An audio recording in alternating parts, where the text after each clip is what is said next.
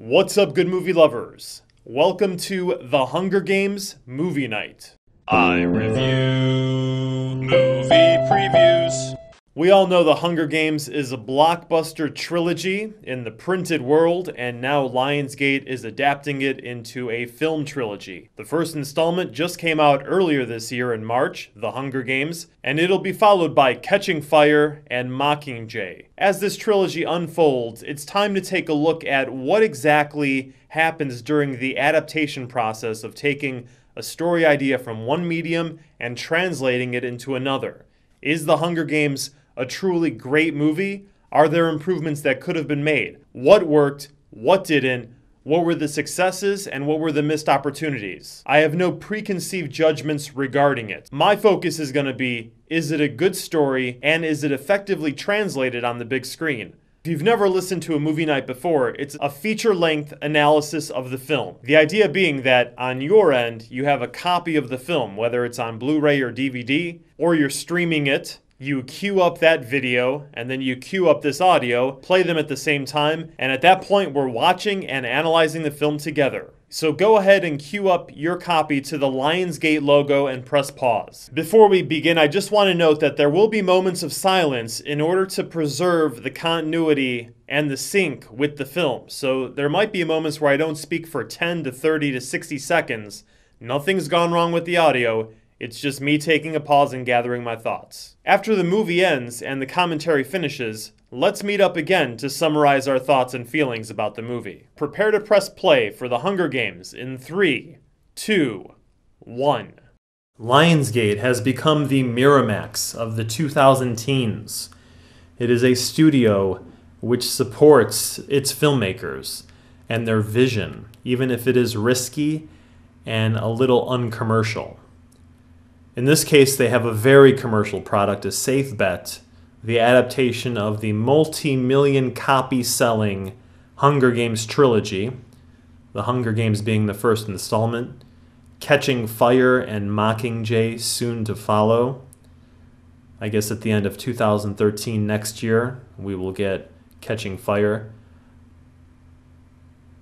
40 seconds into the movie, and we have some text which describes the setting of the universe and why we are going to be watching young kids battle to the death. They are tributes paid to the Capitol. The Capitol demands them as punishment for rebellion which took place years ago. This is a dystopian future. It has elements of science fiction in it. Apparently in the book those elements are stronger, and here they've been pulled back. I want to talk about why that happened and if it would have made a stronger movie if they would have been left in. We open with a scene focusing on Stanley Tucci and Wes Bentley, the interviewer and the programmer, controller of the Hunger Games, the producer, the character that Ed Harris played in Truman Show. We go to District 12, and we have Katniss and her sister right in the middle of an emotional scene. I like how this does not start with a door opening and someone walking in. Early on in any kind of writing career, filmmaking career, that might be the temptation, to start a scene literally at the beginning. Someone walks in, hey, how's it going? Oh, I'm doing good, how are you doing? And it slowly builds up to the conflict. In general, movies are about dramatic moments, about conflict, where two people or more in a scene fight for something that they want from each other. Everyone has an objective, an agenda, and they use their words to battle to get it. So going into the scene, what is Katniss's objective? What is her sister's objective? What do they want from each other? It isn't overly dramatic. She's just trying to reassure her sister that because it's her first year of eligibility to be entered into the reaping, the lottery, which basically gives someone a chance to be entered into the Hunger Games. This is her first year. She's turned 12. And now Katniss just wants to reassure that the chances are it's not going to happen. Other details that we get revolve around the idea that By entering, your family gets food or money, some kind of sustenance. And the more times you enter, the more they get. The downside of that would be that the more times you enter, the higher the likelihood of you becoming one of the tributes. But because everyone's kind of kept poor, we're going to learn later that the capital city is really well off. And these are the serfs, if you want to go back to old school human interaction. We have feudal lords and the serfs. Essentially, they're slaves. The lords owned all the land and the serfs had to pay taxes. And we're lucky to have a place to live. So that we've kind of reverted. It seems that all stories lately about society that has a downfall, whether it's some kind of apocalypse, a war, society always tends to go back to survival of the fittest, to the 1% versus the 99% in its most extreme version.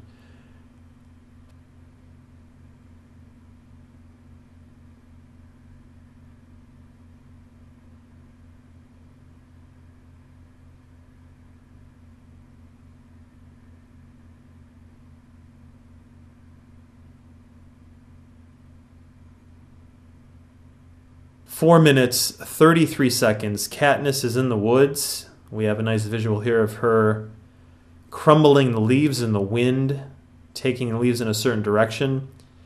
This is a setup establishing her hunting prowess, her skills at being one of the tributes.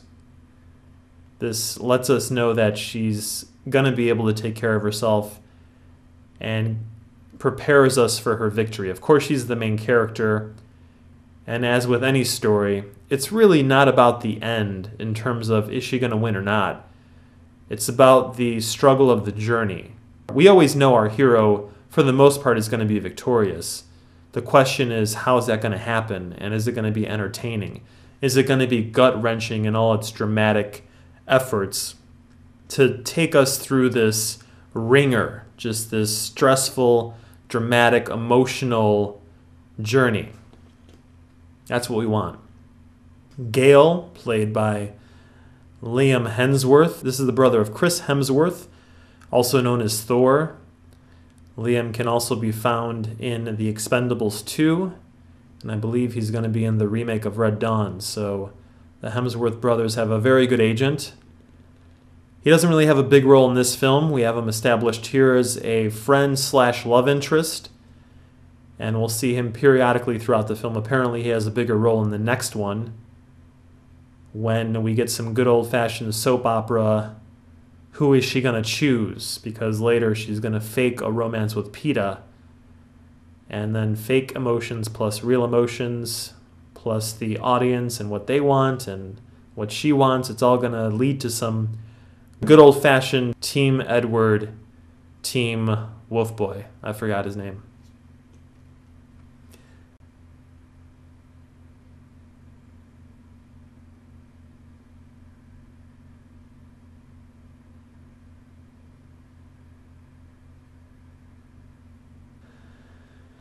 We have a moment here where they talk about, let's take off, live in the woods. They'd catch us, establishing a bit of a connection for them. Cut out our tongues, or worse, we wouldn't make it 5 miles. 7 minutes. I have Prim, and you have your brothers. They can come too. Prim in the woods. The fantasy of escape from the not-so-free world that they live in. We did get a shot a second ago of Elizabeth Banks playing Effie Trinket, extremely dressed in the purple outfit with the hair and the hat and the lipstick. That is an interesting wardrobe, and it's a hint of what happens in the Capitol. The Capitol is that futuristic place we want to go to. It's a big payoff in the film. We're establishing basically a third world existence here. We get to see how the hard manual labor of District 12 takes its toll on people. Every district apparently has its own function. Every district essentially is like a different factory, and they all help to make parts for the capital and all the rich people. It very much mirrors the social commentary of Fritz Lang's Metropolis. Very influential sci-fi politically and socially aware film from the 20s. To say that this movie is a ripoff of a lot of other films, it's too easy of a criticism. All stories, like any good innovation, is really a combination of influences of previous sources. Einstein said that the trick to being considered a genius is to hide your sources. Everything influences everything else. We all stand on the shoulders of previous innovators, of previous pioneers. We should by no means ignore what's come before. If you want to make a better iPhone, you better study the first and second and third and fourth versions. What's the use of ignoring their existence and trying to come up with it on your own? There is something to be said for that, but if the wheel has been invented, if a car's been invented, let's look at what works and how it can be better. So a dystopic future world where there's an oppressive ruling class versus the oppressed here, it's something that repeats itself over and over. It's a human archetype. It's not going to go away. So the trick is, what's the new thing you can say by exploring that territory? Here Katniss gives Prim the Mockingjay. I do know that in the book, the way that Prim gets this Mockingjay is different, the pin. It's given to her by the mayor's daughter. Again, I don't know all the details of the book, and I purposely didn't read it because I want to look at this as a film, as something that exists on the big screen in this medium, because it has its specific guidelines for effectiveness. There's been thousands and thousands of movies made, and the ones we remember, the ones that work the best, have very similar characteristics. The more you do something like playing basketball, baseball, there's a technique. Playing piano, creating music. There's a certain set of guidelines. And if you master these guidelines, you become free. It's not by the breaking of the quote-unquote rules. It's really the understanding and the mastery of these rules that allows you to understand and then to be free to create within that structure. You need structure. Structure is a great thing. Good shots here. The director is Gary Ross, who is best known as the writer-director of Seabiscuit. He also wrote the screenplay for Big, the Tom Hanks film from the 80s. Here we have a very eerie similarity to something that could be found in Schindler's List. The way that the Nazis cataloged Jewish citizens. Here we have a bit of technology, though. We've existed in this very primitive sort of world for the moment, and now we get to see people from the Capitol coming, and they have these devices that are really high-tech. Taking a blood sample, reading it, scanning it, almost like someone from our time went to the Middle Ages and started controlling the people there. Nice shot between Gale and Katniss there.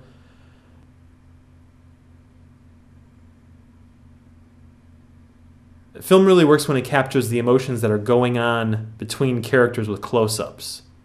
On stage, that being a certain medium, dialogue is really what it's all about, because you have a crowd in a big auditorium, in a hall, and not everyone has the same vantage point. Not everyone can see the reactions on the actors' faces. So the acting needs to be loud, the movements need to be exaggerated, and the dialogue needs to explain everything.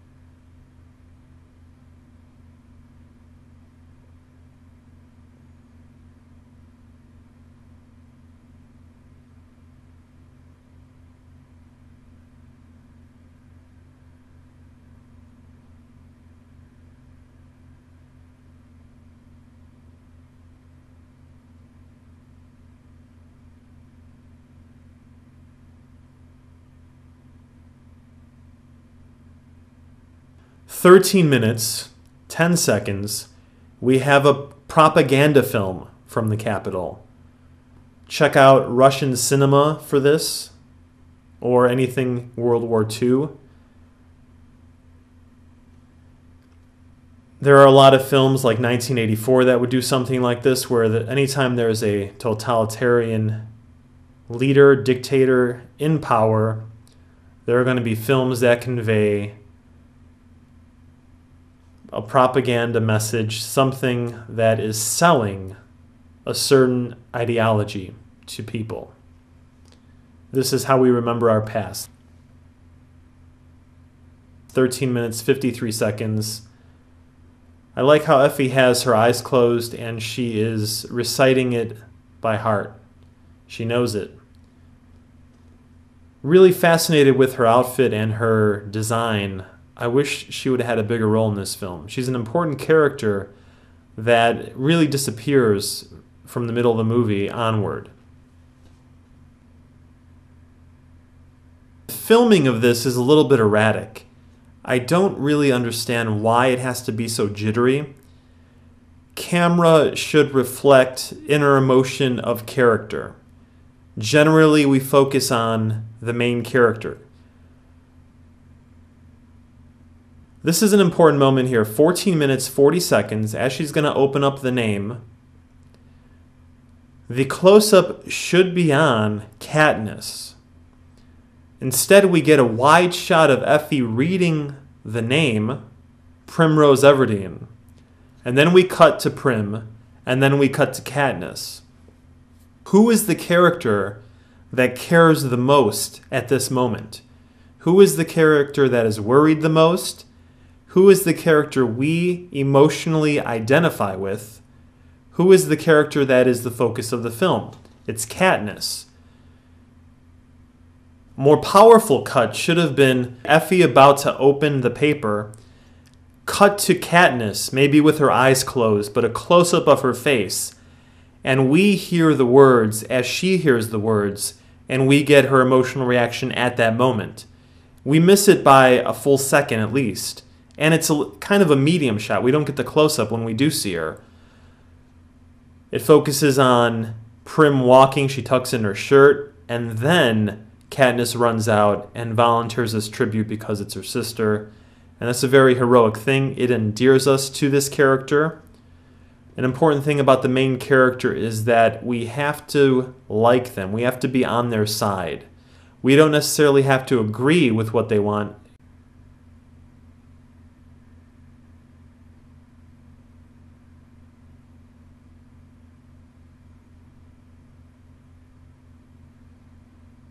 "16 minutes, 20 seconds, we just had a nice canted angle, a little bit disoriented, not a stable angle, and it represented Katniss's emotions at that moment. Again, the camera, when it works best, reflects the inner emotional state of the main character.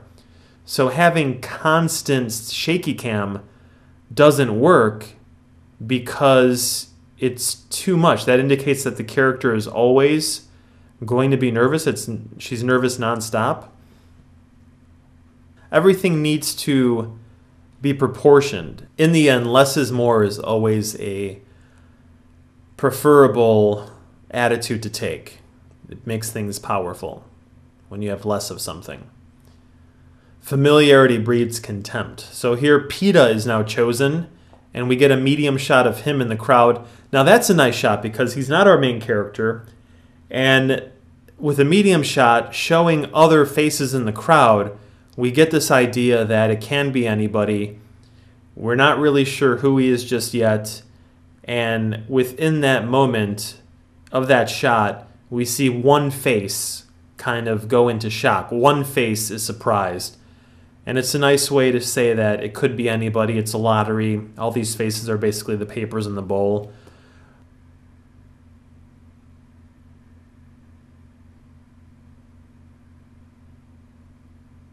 Low angle shot here of Katniss at 17 minutes 55 seconds, and in the background we have the flag with the Capitol symbol on it, another reference to the Nazi red flag. It has become the default for oppressive government horrible dictating rulers.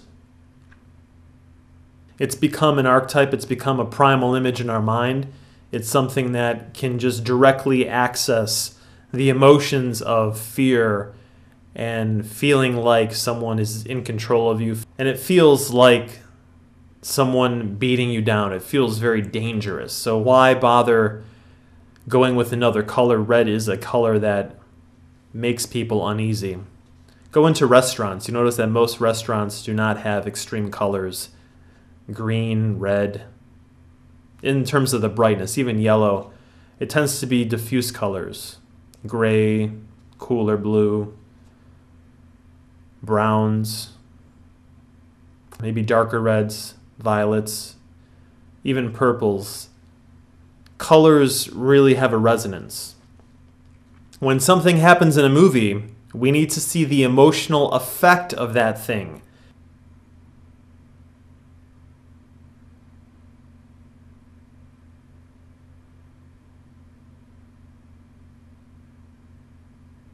"19 minutes, 22 seconds, Katniss says bye to Prim and bye to her mom.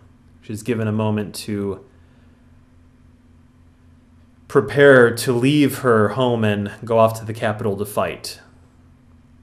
And we have the Capitol troops dressed in white. White is usually a color of safety, so that's a nice twist here. There's one more person she needs to say goodbye to, and that's going to be Gale. This is a romantic moment here, but it's not overly romantic. It's kind of brother and sister-ish. There isn't like hardcore kissing or like passionate feelings. It's a romance that might be kind of forbidden. Again, possibly in the book this is described a little bit more. In a novel, there can be pages and pages of interior monologue, what the character is constantly thinking. Now, this movie makes a decision not to go that way. Notice that in most films that are based on novels, that are biographies or some kind of a book, those stories tend to choose a narrator because there's so much to communicate. A couple of my favorite examples would be Fight Club and Goodfellas. Most movies with narration tend to be based on novels, especially if the main character has a lot to say about what's going on. If it is a first-person type of storytelling.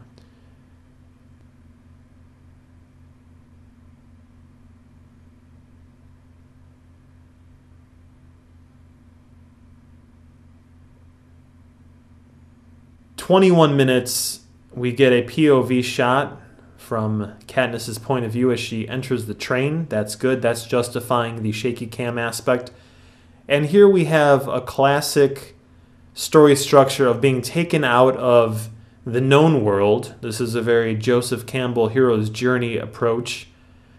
And now put into the extraordinary world, put into the foreign world, which becomes kind of a fish out of water. And it's very much like Brave New World, where you have the savage being brought into the modern day world at that time. They're on a train that's going 200 miles an hour. Effie's going to be explaining what the rules are, how they should be behaving. I'm going to go find Haymitch, played by Woody Harrelson. He is a tribute that won the Hunger Games back in the day, and now he's a trainer. His character is very important because he represents what Katniss could become. And he's underused here, undervalued as a character, and as someone who could provide some conflict and help change Katniss, help her on her journey towards becoming a hero, a revolutionary, a symbol. There was a moment earlier where all of the people in the makeshift arena held up their hands and gave a sign. And that sign is supposed to be the sign of rebellion, but there's really no establishment for it.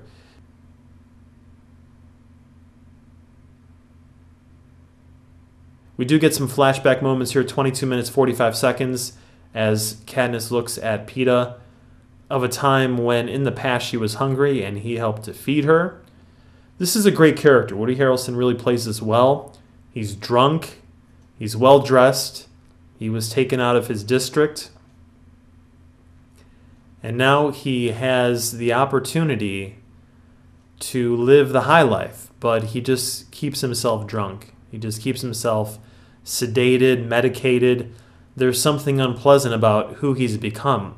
That's an important thing. When you're forced to kill other people for the entertainment of a society that looks upon human life as a commodity, as something that can be exploited and disposed of so easily, that's some really fertile ground. One of the important functions of science fiction, of setting a story in the future, is that you can use the future to mirror the current world and from a distance explore a lot of the issues that are going on.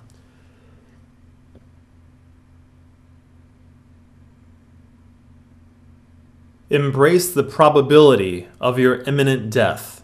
24 minutes, 5 seconds. Great line from Woody Harrelson. Peeta's very eager to start training. And Woody Harrelson has probably done this a bunch of times, his character. And he's not looking forward to training kids that are probably going to die. So he is in some way responsible for those deaths. It's not really a great position to be in, and he drinks to cover up the pain, to cover up the responsibility of that. That needs to be voiced a little bit more. It's hinted at here. Later on, it should be voiced at some point. We need to know his perspective. Each character should voice what they want. Every character is a main character from their own point of view. Every character needs to be developed in that kind of way. By just approaching characters as functions, as just pieces that need to be here because that's what takes place in a story on screen like this, it really takes away the potential that they all have to add something real, different, authentic based on who they are. Each character needs to be developed as a three-dimensional person. A great example would be the TV series Lost, where each character is given an episode each and their backstory revealed so that they're deepened in terms of their humanity.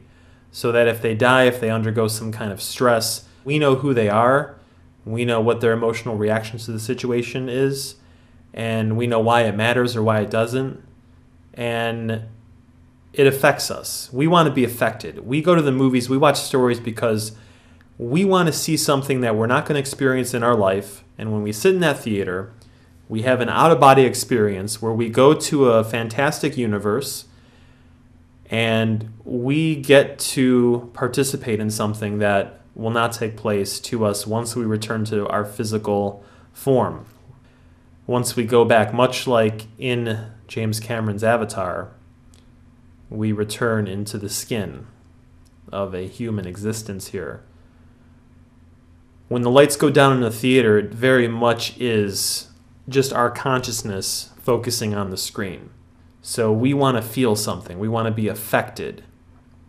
Movies lately have ignored the emotional impact, and they just go for the nice and easy cliche stereotype set pieces and characters that we're used to because it's familiar, it can be easily marketed, and it's all about a predictable payday instead of doing something daring.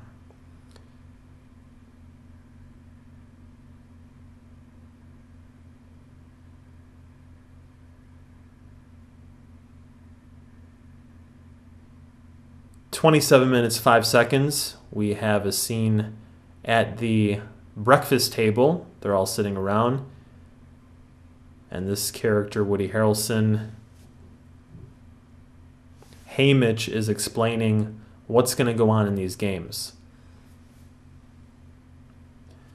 This movie version really dropped a lot of the potential for the commentary on what's established here in terms of the universe. It's a dictatorship. There is a ruling class in the capital. Here we get a shot of it. 27 minutes, 45 seconds. Peeta's reaction, it's incredible. The camera here is actually really nice. It's not shaky cam because by now the nerves of the main character have settled. During the sequence of the reaping, it's okay for it to be shaky cam because everyone's nervous. During the fighting that will take place later, there are moments for that. Here it's really, really calmed down, which is nice. So it's important that the camera follow the emotions of the main character. Peeta's a lot more excited to play to the audience. It seems like he instinctively knows how to be a TV star or to play the crowd. This is very Roman-esque, so check out Ridley Scott's Gladiator from 2000 starring Russell Crowe for images of Rome. This is really taken from that. Now we cut back to the interview that started the film.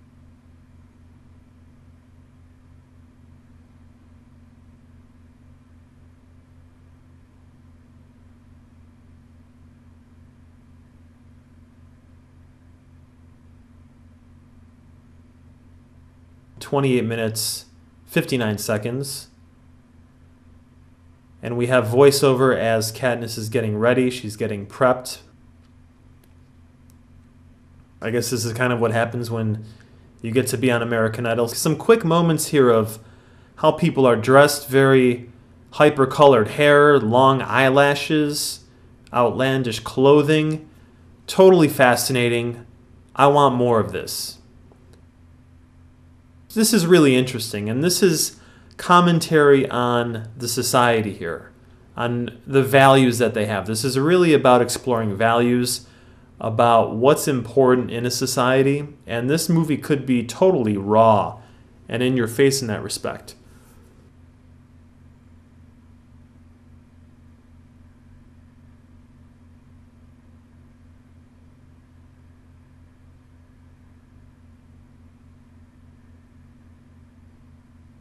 "30 minutes, we meet Cinna, played by Lenny Kravitz. And they're talking about the tribute parade, and he's going to make her have a great impression so she can get sponsors. There's a whole kind of politics to the nature of the games. Let's talk about this, that the character of Katniss here isn't the most interesting in the way that Jennifer Lawrence is playing her, or the way that she's written. This is not a rip on the actress, and this is not meant to attract hatred. But let's just talk about this in a very kind of unemotional way. Let's talk about it just from a screenplay's perspective. We want to know what's going on with our main character. We want to know who they are, what they care about. We've gotten that. She cares about her family. She made the sacrifice to take Prim's place. Great. Now that she's in it, why is she so quiet? Peeta really has been more interesting than she has because he wants to actively win the games. He's looking for advice. He's checking out the crowd. He's playing to them. Katniss is just sitting back. Now, I'm imagining that in the book, while she's doing this, we have the interior monologue. We're getting a sense of what she's thinking. But in the translation to the film medium, there needs to be a sacrifice. There needs to be a little bit of a change made where that interior monologue either is done in a voiceover, which doesn't take place here. So the next logical step is that she has to talk to somebody and somehow let us know what's going on within her. So as she's sitting on the train car, looking at this former champ, or going through the Capitol, in the book she has the ability to let us know through her thoughts what's going on, how she views everything. But here, if she's just sitting stoically, having these serious looks on her face, we're not really going to attach to her. Now, as an audience member, if you've read the book, you already come in with that attachment. But when making a movie, the strongest approach is to take it as if a stranger's coming to the film. They know nothing about the characters. So what's the best way to get the audience on the side of the characters?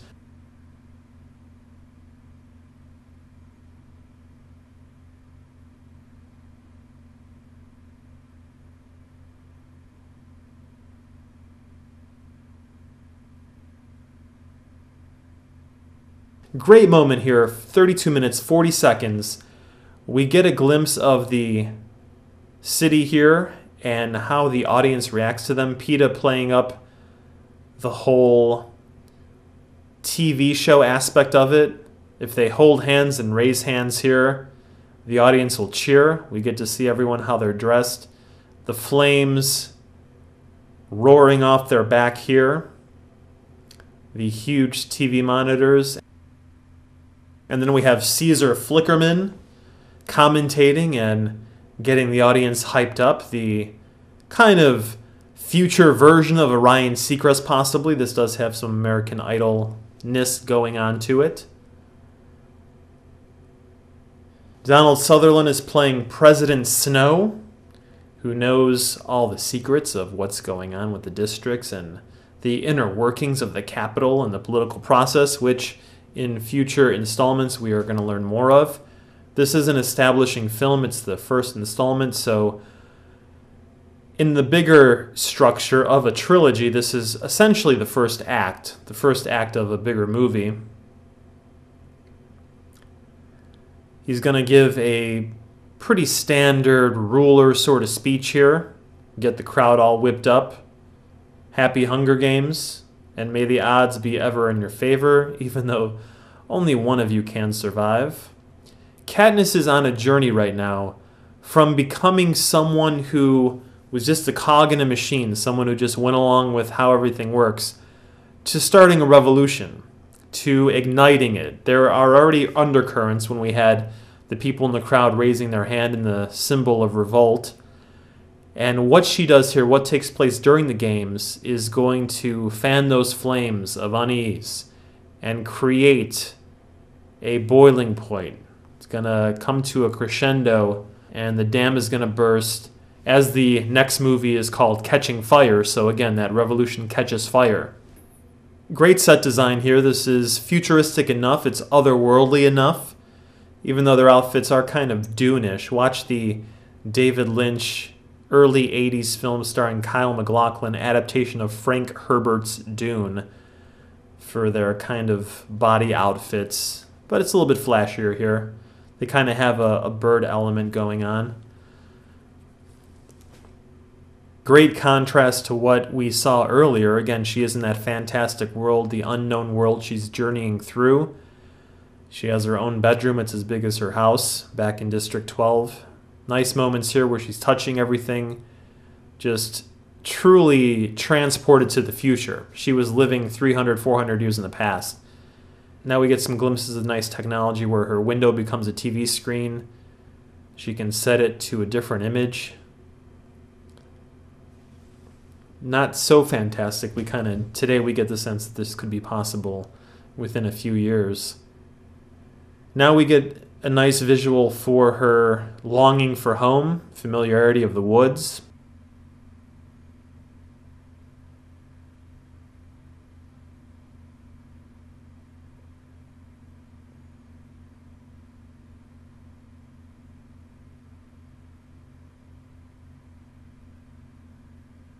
"36 minutes, 18 seconds. Katniss as a main character, though, needs to be more outgoing. She's kind of just sitting back. Where is the passion? Where is the emotion in terms of what she wants, what she's going to do, how she feels? We get what happened. We saw the passion of her stepping in for Prim. Ever since that moment, she's barely said anything. She's kind of just been sitting back. A main character is someone who decides on an objective, like she did when she took Prim's place, and from that moment on, takes aggressive steps, active steps, towards achieving that objective. Being someone from District 12, she should embody the beliefs, the philosophy of the people from that district.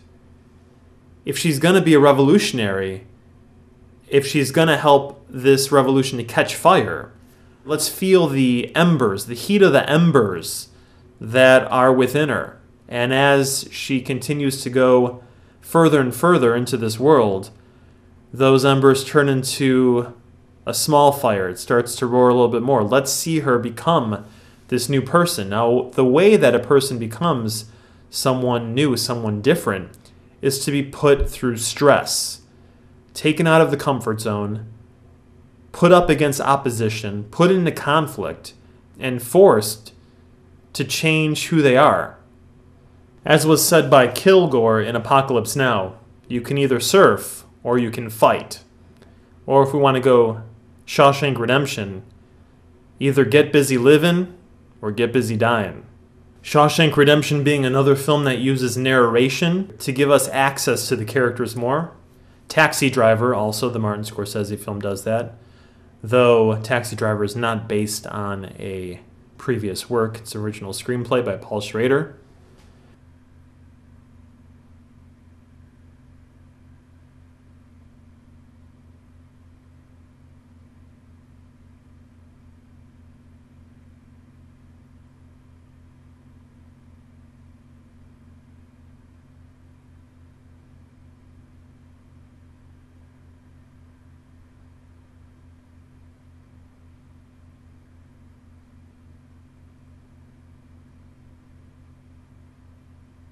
Great scene here, 38 minutes, 57 seconds.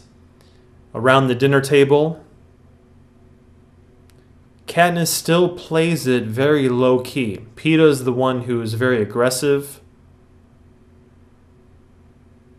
Peeta is a character that you don't necessarily trust and is really being portrayed pretty well here. Katniss has this kind of quiet strength to her. Great moment to take a look at this as a writer and say, right now, if we press pause for this movie, we're not going to, but if, as a writer, you have this scene in front of you on paper, a question to ask would be, at this moment, what is the objective of each character? Katniss wants what? Peeta wants what? Effie wants what? Haymitch wants what?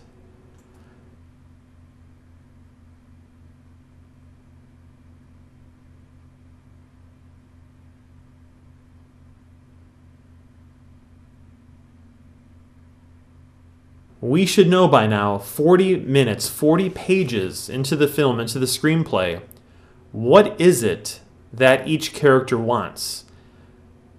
We should care about it. There should be stakes. What do they want and what happens if they don't get it? What is the worst thing that could happen to them? Why should we care? If the stakes aren't horrible, then we're not really going to invest that much. Typically, the stakes tend to be life or death. It's really easy to care about people at that point. As long as there's some kind of passionate reason a character wants something, we're going to be on their side. Katniss and Peeta want to survive. Have they really voiced what it's about? Katniss has been quiet this whole time. An important element in any kind of writing is the window character, the mirror character.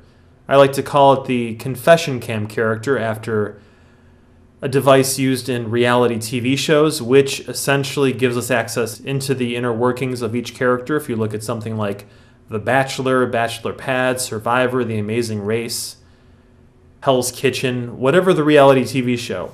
Drama happens. After that occurs, the characters talk about how they feel. They talk about what the competition means to them. They talk about the drama that just took place, how it affected them, and what they're going to do as a result of that. Who is the mirror character, the window character for Katniss? Who is the window character, mirror character for Peeta? From the point of view of this film, the main character is Katniss. So if we're looking at the structure, Katniss is the main character. Her objective is to win the Hunger Games. Her opponent is Peeta and really all the other tributes. So she has multiple opponents, but all opponents have the same objective. Only one person can win the Hunger Games. The objective is to stay alive, win the game, so you have all these opponents here. The stakes are high. It's life or death, returning to the family, returning to see her sister and her mother. There's also the notion of a theme. Who are they at the beginning of the film, and who are they going to become by the end of the film? Describe Katniss with some adjectives right now. Who is she as a person? Who is she going to become as a result of the stress and the drama of the movie at the very end? If she is just this innocent, oppressed citizen slave of the capital living in District 12, she seems confident but yet shy. She seems a little bit frustrated. There's some anger going on. She's very quiet. There's a notion that she could be a leader, but something's holding her back. And at the end of the film, who is she going to be? from a writing point of view, describe her at the end of the film. That's the journey. She goes from the theme of these adjectives to the theme of the final adjectives at the end of the film. How do you get your character there? By putting them through certain dramatic situations, through certain stress, through certain conflict that brings about this new personality. That's not really going on here. There really haven't been many dramatic moments from the reaping to now. We're getting a lot of universe building. We're getting a lot of genre set piece kind of payoff. We're getting establishment of the capital. But has there really been conflict? Has there been opposition? We're establishing that everyone's being trained. The skills of the other opponents, of the competitors, are being shown. We have the javelin thrower. We have the throwing of a big boulder. This is the time to establish opposition. This is the time to make us nervous. This is the time to show us who she's going to be fighting against and who is really going to be the number one opponent for her. Even though there are all these other opponents, it's difficult, though not impossible in a movie, to focus on each of them, to make us care about each of them. It happens in The Running Man, which is a similar movie to this. You could argue that it influences Hunger Games. And it has been argued that Hunger Games is a ripoff of Battle Royale. To that, I would say it has elements of it, but it's equally as easy to say that Battle Royale is a ripoff of Lord of the Flies plus Mortal Kombat. There's absolute validity to that. Lord of the Flies, kids on an island, and then Mortal Kombat, warriors brought to an island and they have to fight each other to the death. You can even throw in Bruce Lee in Enter the Dragon, where they go to an island, a mysterious island competition, and a deadly martial arts competition. Battle Royale absolutely lifts those ideas from those films. It's too easy to just say Hunger Games is a ripoff. Battle Royale is influenced by a lot of film. Running Man has influences of previous films. All films influence other films. All stories influence other stories. So you want to take the best of what's come before and turn it into something special, turn it into something different, make it unique in a new and powerful way that relates to our current times.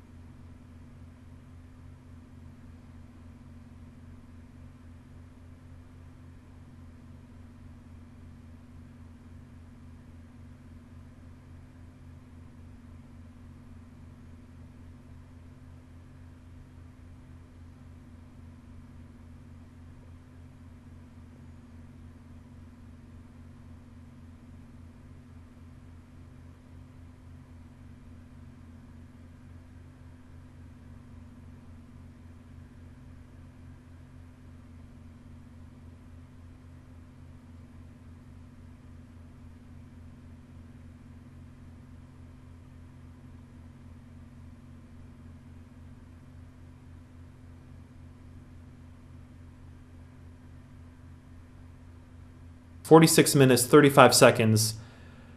Great visual, non-dialogue moment here where Katniss is going to display her skills, shooting the apple out of the pig's mouth onto the wall.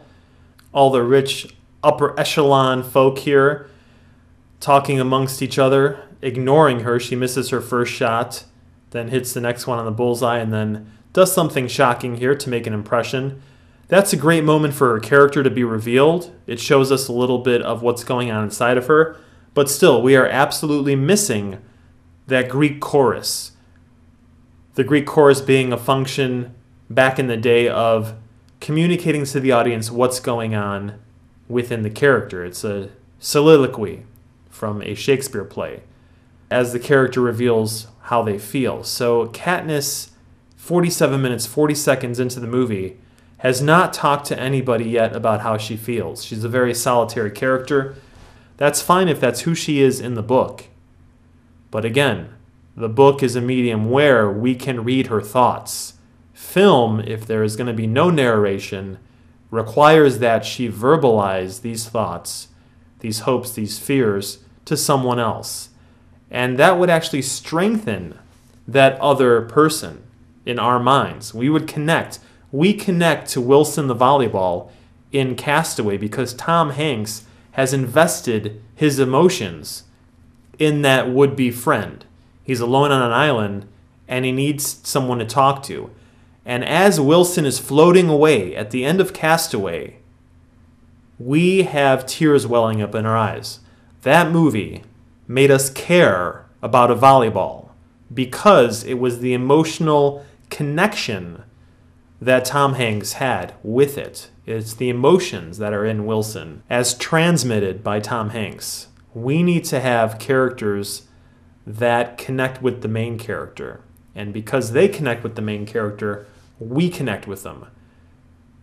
Not having read the book, not knowing anything about Katniss going in, objectively, without any preconceived notions for the movie, just looking at this as a film, it fails to include that structural element of a window character, of a mirror character. And because of that, there's a lightness to the main character.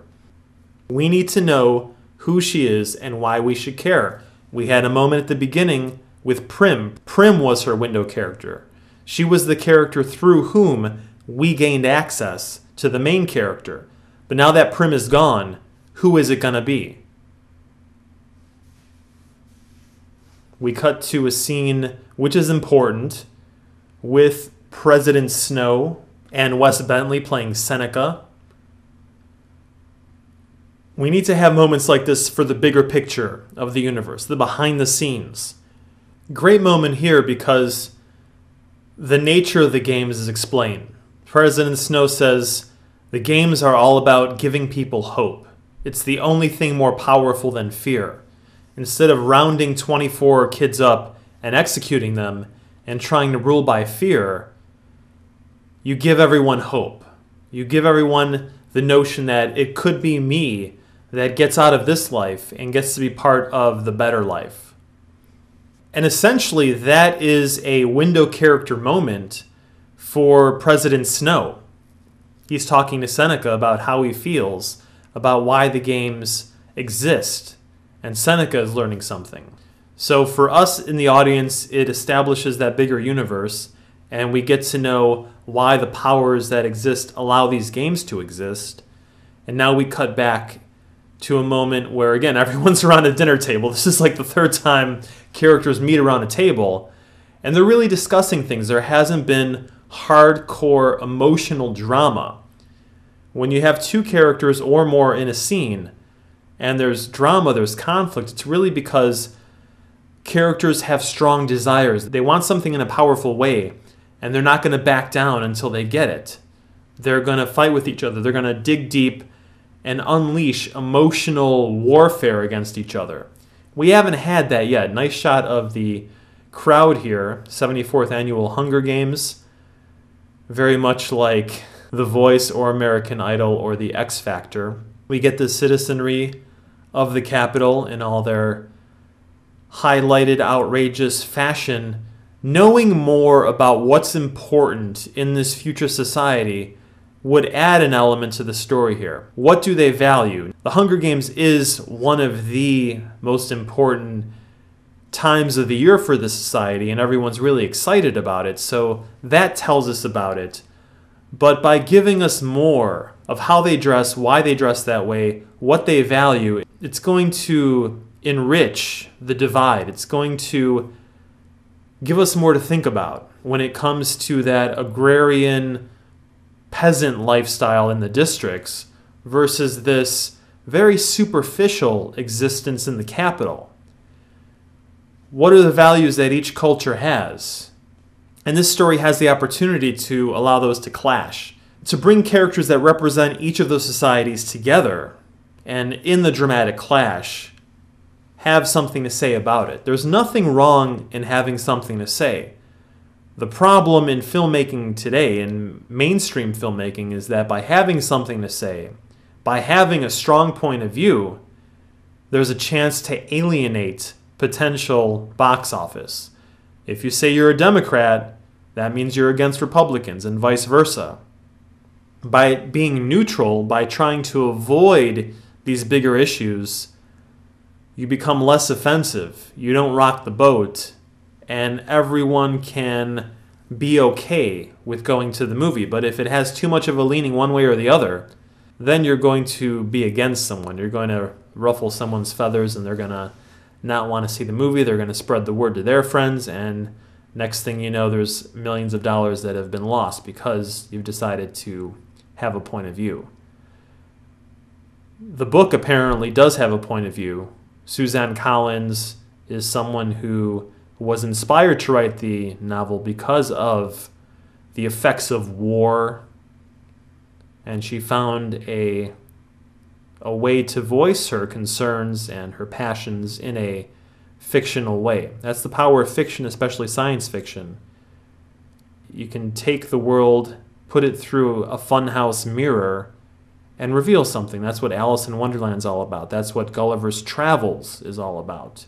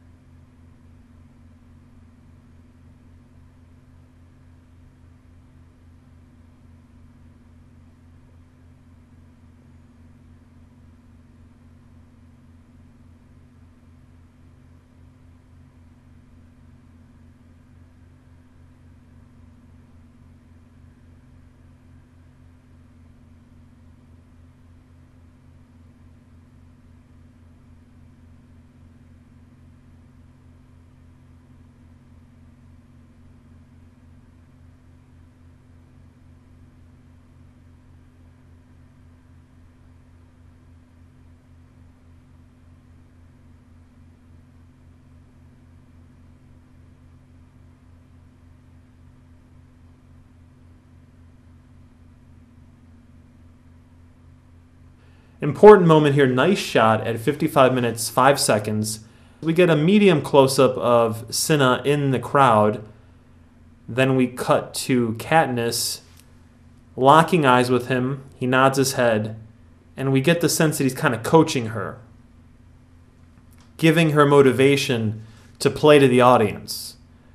And here we go, fire. So the whole thing with her in the chariot with fire on her back, and then here again, fire in her dress.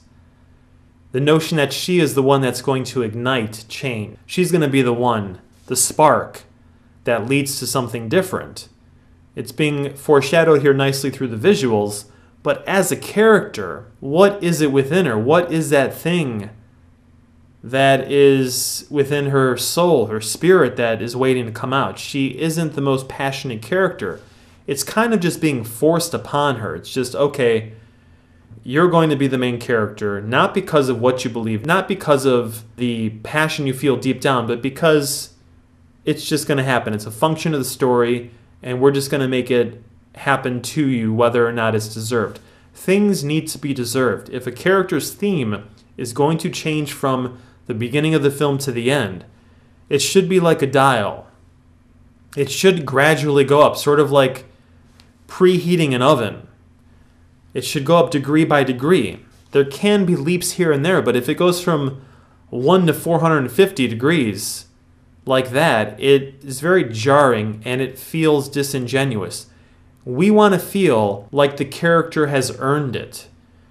To use a sports analogy, it's really like a team that has a nemesis.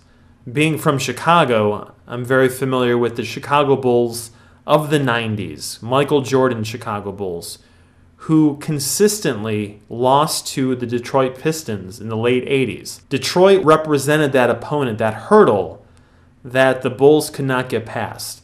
And once they defeated them and made it to the finals, there was the sense that now the Bulls had become the champions. They were ready to become champions.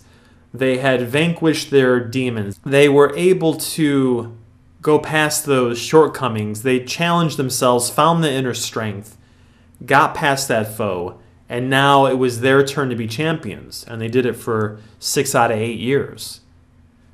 We need to have the opposition. The opponent makes us into the person that we're going to become. Thus far, who is the opponent for Katniss? Ever since she was taken from the Reaping to the Capitol, this has been relatively drama-free. We're setting up potential drama because Peeta is really establishing himself as a savvy player, as someone who knows how to work the system already. He's playing to the crowd. He's really aggressive in his preparation. Katniss is kind of the golden girl.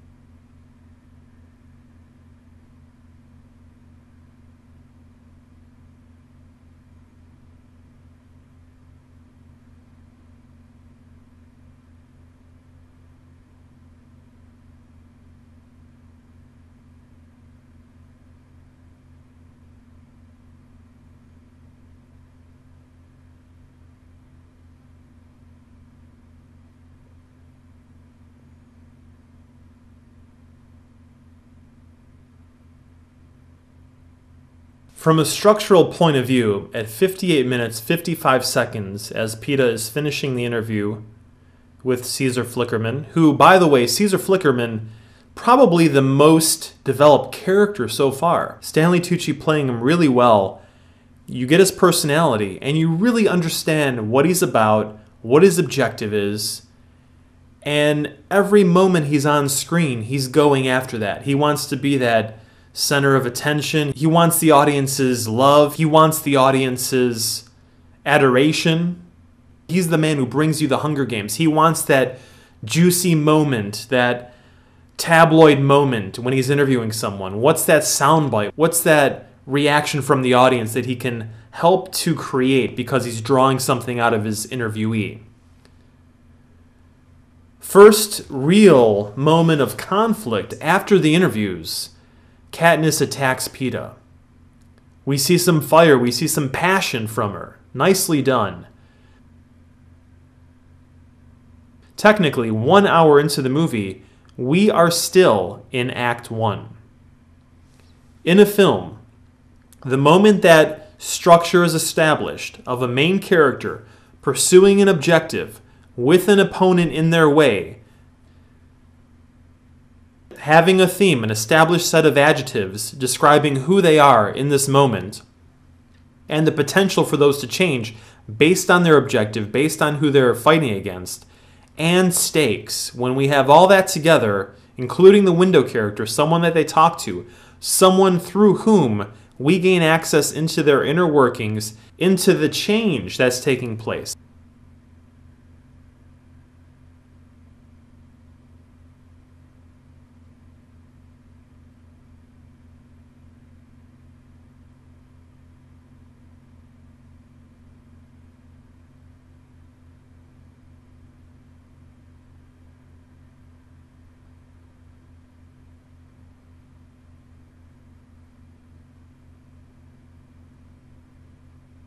Every time they window to somebody, an example of which is taking place right now, 1 hour, 1 minute, 15 seconds, the person she was just fighting with, Peeta and her sitting by the window, they start to talk about what's important to them.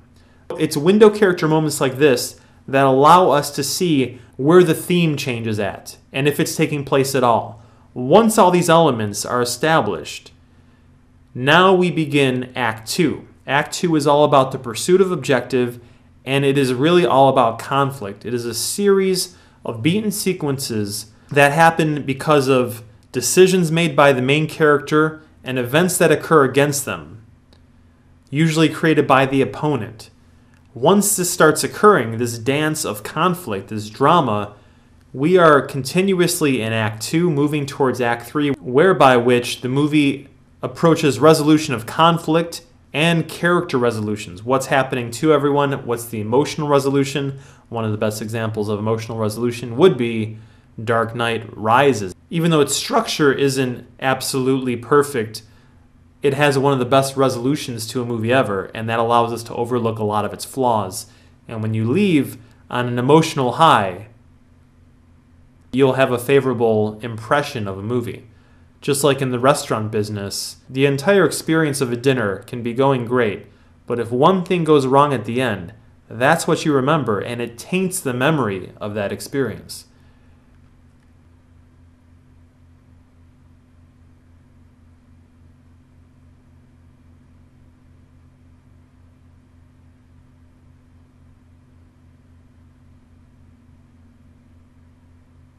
One hour, 3 minutes,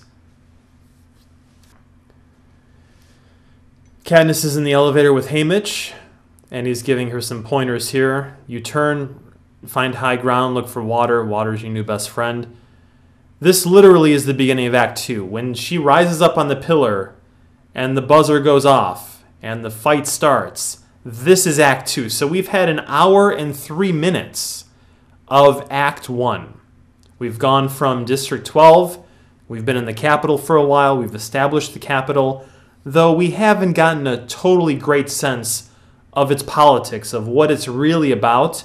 We had a moment with President Snow. We know why he allows the games to continue, what his objective is. We've had the tributes go through training. We've established roughly who they are. They could have done a better job of establishing who each person is a little bit more. We had moments here and there with the interviews with Flickerman, and then during the training sequences.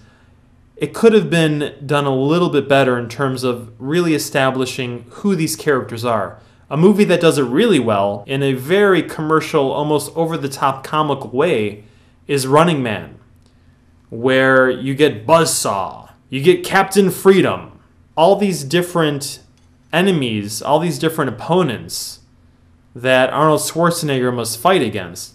We get them established, we know what their gimmick is, we know what their power is, we know how they fight. That's really important. We need to have at least 2 or 3 main opponents here established during this Act 1. Most Act 1s in a film tend to be about 30 minutes or less. This is a very extended Act 1. Usually in an Act 1, because the character structure is being established and finalized, there tends to be less drama, which is what's happened here. If the genre of a film isn't really paying off in terms of its set-piece appeal during that Act 1 establishment, things could possibly become a little bit slow. But because we're getting the genre of the Capitol, even of District 12, we're establishing the universe, we're still into it. I still really want Katniss to become a more passionate main character. That was a really great moment when she played up the audience during the interview and when she attacked Peeta backstage.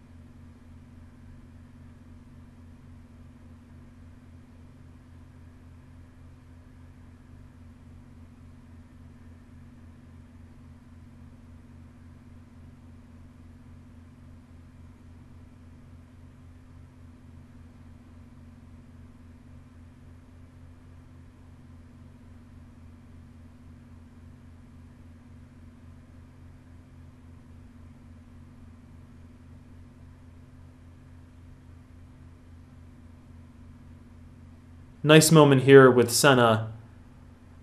1 hour, 6 minutes, 10 seconds as he's preparing her for battle, and they share this nice emotional silence.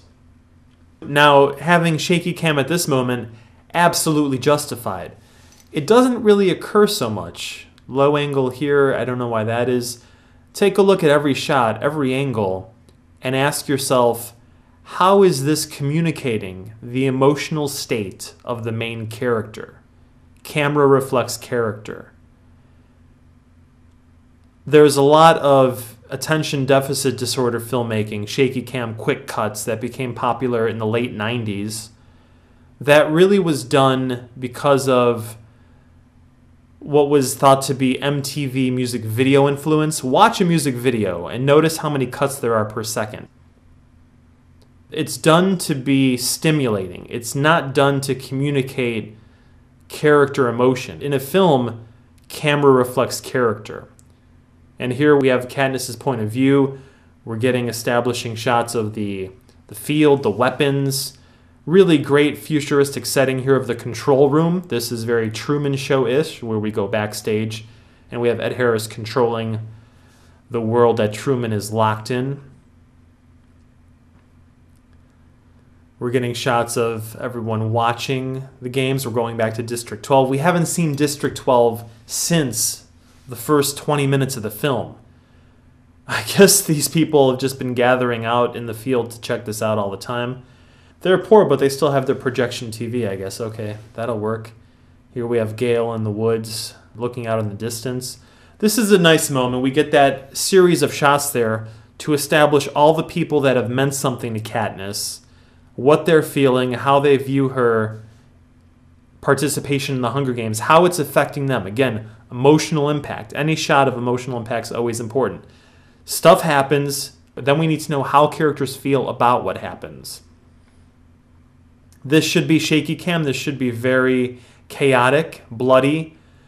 Let's talk about that. Battle Royale is very memorable because it is kids fighting kids, and it does not shy away from giving us the gore, from letting us see the kills. Here it's implied with blood coming off of the knife. There's a couple quick moments of people getting slashed. Do we need to see the horror of it? Something that we're missing here, something that's very important, and that's a nice moment here, is this character is throwing daggers and knives at Katniss. Shaky cam, shaky cam. Again, it's nervous. It's working for what the scene and the emotions of the character need. The integrity of the moment, the dramatic moment, dictate what the camera should be doing. Katniss goes off. We have fighting going on. The battle here of having to fight someone your own age and having to basically be forced to kill them, that's going to change someone. That's going to make you go to places you didn't know you could go. Every human is capable of doing everything human. Anything any human has ever done is something that every human is capable of. So from the most holiest of human beings, whether you're looking at someone like Mother Teresa or Gandhi, to the most horrible of human beings.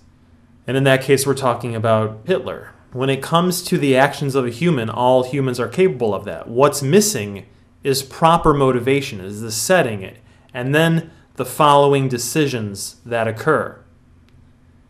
If a person is forced to fight other people to the death, they're going to have to decide what's more important. The other person's life or their own. Are they capable of making that decision? Do they lay down their arms and say, this is not who I am? My beliefs are such that I choose to not participate and take a life, and I allow myself to be killed by someone. Or, okay, these are the rules and I gotta abide by them. That's the gut-wrenching drama and decision-making we as an audience want to watch. We would absolutely much rather experience that in a fictional virtual reality than obviously experience it in our own lives. So we go to these movies to experience something horrible like that and be free of it and not have anything on our conscience. It was a fiction, and in that way, if the film explores it in the right way, because it is a serious subject, it is a rock and a hard place situation, hopefully the film explores all angles. It explores the notions of what's going on and how do we balance the animal nature within us with the potential higher spiritual nature and all these kind of aspects. If a movie like The Hunger Games is going to go into this territory, why not really attack these ideas? Why not explore them? Why not turn them inside out and in the end have some kind of insight to offer, have some kind of wisdom to achieve. Maybe not a fixed point of view, but just through these characters bring up these issues and allow us to think about it. What would be wrong with leaving Hunger Games and having the exhilaration of watching something so fantastic, but at the same time having new ideas, leaving with expanded consciousness, and afterwards having a conversation about, wow, if you were put in that situation, what would you do? And sitting around with some friends or family and dissecting it and really allowing it to affect us. Katniss hides on a tree. She ties herself up there. She's going to avoid. So now we know who she is as a character. She didn't kill anybody. She just got some supplies and took off. We cut to the control room. We get the sense that cameras are everywhere. Nice, fantastic moment here with the technology in the dome. Really like how they do that. They're really in this hyper future world where they're going to be able to affect the weather. They're going to be able to create replicas of fantastic animals that don't necessarily exist. These hybrid animals, much like the mockingjay is a hybrid animal. And in our real world, they are talking about three-dimensional printers, which are essentially replicators from Star Trek, where you can print out physical objects. We are totally in a future world right now. As a character, in the novel, I'm imagining as Katniss is sitting in the tree, we are able to read about what she's thinking. We're able to gain access into her emotions, into her process of, here's why I'm going to hide up in the tree. Here's what I think about what's going on. Because we don't have the narration, we don't have the access of her interior world via reading her thoughts. It is a film again, so how does she voice what's going on inside of her? We need to have a window character. Could she be talking to the cameras? There's cameras everywhere in the trees throughout this whole natural arena, so why doesn't Katniss talk to the citizenry of the Capitol? They're all watching her. What we're also missing here, and what was done really well in The Truman Show and Running Man, are shots of the people that are watching. As the games began, we got that montage of all the different perspectives of people everywhere watching the Hunger Games. One of the elements of giving people hope is that everyone is required to watch the Hunger Games. Let's see all these people. Through Katniss's actions, she's going to share her fire, right? We've had two references to her being the one who is going to start the fire, help everyone catch fire. What is the fire within her? How can she communicate it through words, through her actions? And how can we see it spread to the other people in this universe? We need to see that occur through the reactions of everyone watching her. It is not only her as a character that changes because of the conflict, it is the viewer. It is the oppressed masses that are inspired because of her. It is the sleeping citizenry of the Capitol who are in this coma of superficiality, who look at death as entertainment, that are awoken, who catch fire from Katniss. So we need to see her actions, her emotions, and her thoughts infecting these people, affecting them. And the way we get that, the way we would get that, would be her talking to the cameras. Here is the third reference to fire. 1 hour, 17 minutes, 10 seconds. They are smoking her out of her safe hideaway, and they're going to force her to engage in combat with the other tributes, with her opponents. So now the control room and Seneca are an opponent to Katniss. She's not going to directly be fighting against him, but if she were to affect the viewers, and if one of the motivations for her talking to the viewers would be to gain sponsors, and sponsors give her resources and materials, then it would make sense for her to communicate in some way. Now, if that doesn't take place in the book, too bad. This is what happens when adaptation takes place. One medium and its functions transforms the strengths of another medium. again, as a novel, it has the function of interior monologue. Most films don't do that. We prefer to have it all done through visuals or dialogue to a window character. Now that interior monologue must be transformed.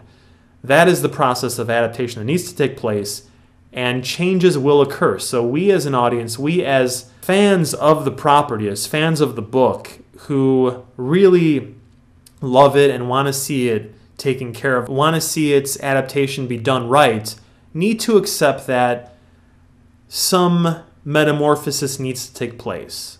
And additions that weren't in the book are going to be put into the film, and it's going to be done to enhance the emotional impact. It's going to keep the core and the spirit of the original story true, but it's going to really make for a better film.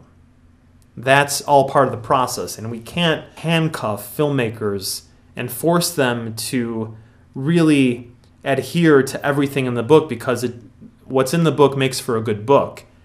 And how to transfer that into a film is a process that filmmakers, having studied and practiced and become masters of that medium, need to have the freedom to allow these changes to take place, allow the material to fit into the medium. Nice beaten sequence here. This is a beaten sequence of when Katniss is smoked out of her tree hideaway and she is forced to avoid the fire, and now the other participants find her. A beaten sequence is generally the beginning of a new way of fighting for something. So her first strategy, her initial beaten sequence, was to go up in a tree and kind of hide away from the conflict. That was a decision beat, and we had a sequence of scenes that followed as a result. Now, the next beat was an event. It was out of her control. It was a decision from the point of view of the opponent, but an event from her point of view of the control room starting the fire, shooting fireballs at her, making her run out and participate with the other tributes. And now this sequence follows. She runs away, she gets in the tree. Now we have a new beat, her decision to go up into the tree, and the sequence of the opponents are going to wait at the bottom until she bleeds to death or gets too weak and has to come down, and they're going to take her out that way. We reveal that they don't necessarily have the skills with the bow and arrow that she does. She's too high up, they can't climb the tree, so she's safe for the moment. And Peeta is shown as not necessarily being against her and trying to somehow help her out.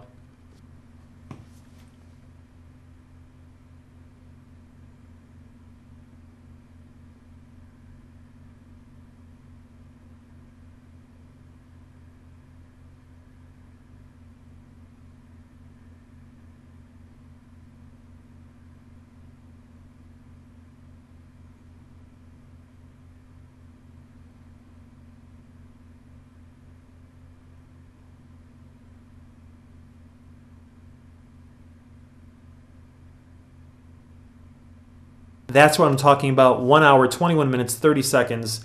We just had a shot of Haymitch watching the screen in some kind of town, city area in the capital, and having a reaction as Katniss is in the tree wounded. More shots of people watching the show. We need to get the sense that this show is really huge. It's all anyone talks about, and it's what is the most important thing. Here, Haymitch goes into action, and he starts speaking on Katniss's behalf, winning her fans, winning her sponsors so that she can get some much-needed medical treatment and supplies.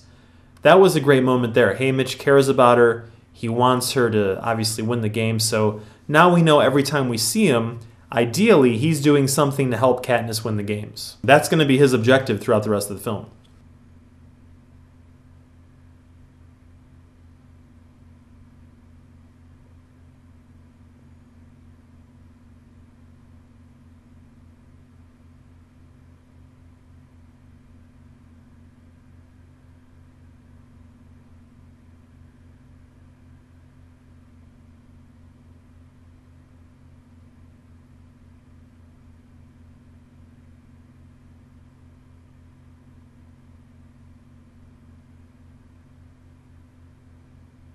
This technically is a new beat. It is an event out of Katniss's control, and it alters the way that she pursues her objective of winning the games. She is now able to heal her wound, and she will regain strength, and now take a new approach. There is no set amount of scenes that a beaten sequence needs to be in terms of its length. Generally, they tend to be 3 to 5, 6 scenes long, depending how quick the scenes are. They could be 10. It's organic in terms of what that beat creates. Whatever the decision, whatever the event, whatever the dropping of that rock into the water, however many ripples, however many scenes that creates, that is what is necessary. So don't be hindered by the guidelines. Know what the technique is, know what the overall structure and the function and how this all comes together, know that, but don't necessarily be locked into it has to be this amount of scenes for every beat and sequence kind of thing. Allow the organic nature of who the characters are and what they want and how they're fighting for that and how they're battling. Allow that to create the overall structure here. We did get a nice moment as Katniss was getting that ointment of the one female character that throws the daggers, of her really torturing an animal, using an animal as target practice, showing the nature of her cruelty. We cut back to her wound here at 1 hour, 24 minutes, 30 seconds, and we see that it has been healed. So the power of that future technology is indeed impressive. We get a shot of another contestant. This is Rue, and Rue in a lot of ways represents Katniss's younger sister.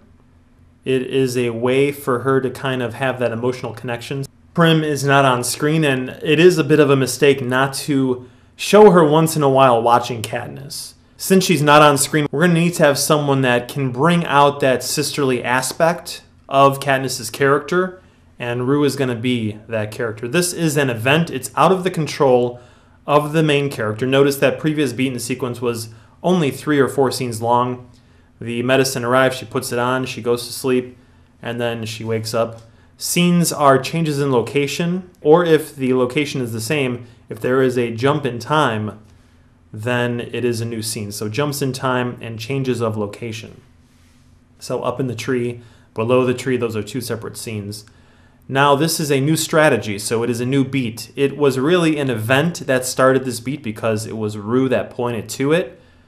So we're going to get the sense that she and Rue will come together, become a small 2-person team, and she has given Katniss the idea to cut this hybrid-like hornet's nest down as a way to fight against her opponents and escape. Wanted to bring up who could have been her window character in Act 1 in the Capitol. The best character, though it was kind of Peeta, would have been Haymitch. Woody Harrelson's character should have been the person through whom we gain access to Katniss's inner workings, her emotional state, because he represents who she is going to become if she wins the games, a potential future for her. He can give her warnings, he can give her insight about what it's going to take, he can give her a judgment of her character and say, I don't know if you have what it takes to win the games, or I see something special in you. And he can possibly say something like, to win the games, you have to have a reason to fight. You have to have a strong reason. You have to have a reason that is going to propel you through life and death situations. It has to be so strong that it makes you do things you did not know you were capable of. He could have been the person through whom we gained that insight, but for some reason that did not take place. The window character, the mirror character function here is not effectively established and worked through in this film.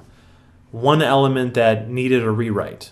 This is close to a final script. A couple more rewrites and it really would have been a sharp piece of film work.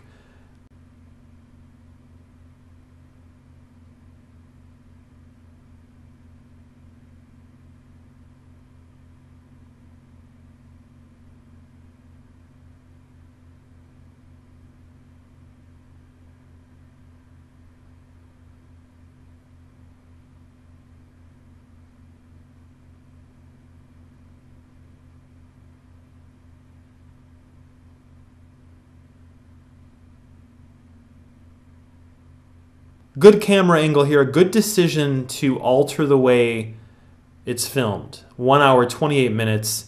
She's become stung by these hornets, these wasp-hornet hybrids. And I guess part of the sting, part of the effect of a sting is a hallucinatory state of being. Here we have Peeta helping her out, telling her to run. The sound, the visuals, all reflect her inner state. Again, camera is a reflection of character's inner state. Beaten sequence, she drops the nest. Everyone scatters. She did kill a few of the contestants. She did kill a few of the tributes. A hallucination. Now here we get the explanation. Presumably this is Flickerman describing to the audience. We don't get a shot of him at the booth saying that, but possibly she's hearing it somehow. And we get the notion that she is spacing out and having some hallucinations. Now we get some inner workings here. This is a window character moment. Scenes like this, flashbacks to Peeta giving her bread, flashbacks to her father dying in an explosion in a coal mine, flashbacks to her home, imaginary home. This is very much a dream image, so it's a compilation of how she feels about what the effect of her father's death had on her family. So essentially when the father died in an explosion, her family unit, her mom, and what it was before, what the relationships were before, were exploded.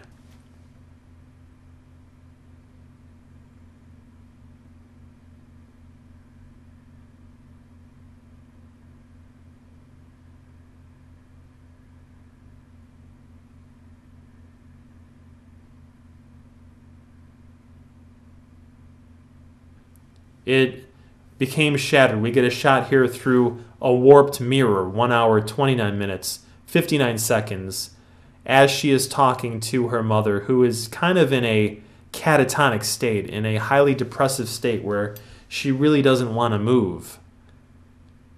That is a reflection of what she had to go through. She now had to become the head of the household. She had to look after her own mother.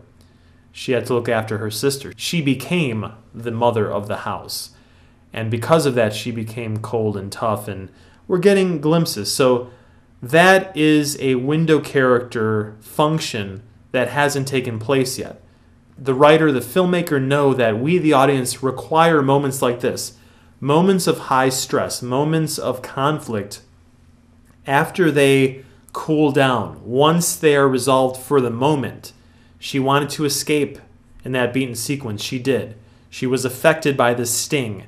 As a result, we gained a little inner access to her. We know what she's been through. We know why she does the things she does. We know why she cared so much about Prim. And it's fine for what it is. Could it be more effective if she had someone to talk to? When Rue shows up here, not only is she a substitute for the sister, she also now becomes the window character. There's nothing wrong with changing window characters if it's an organic part of the story.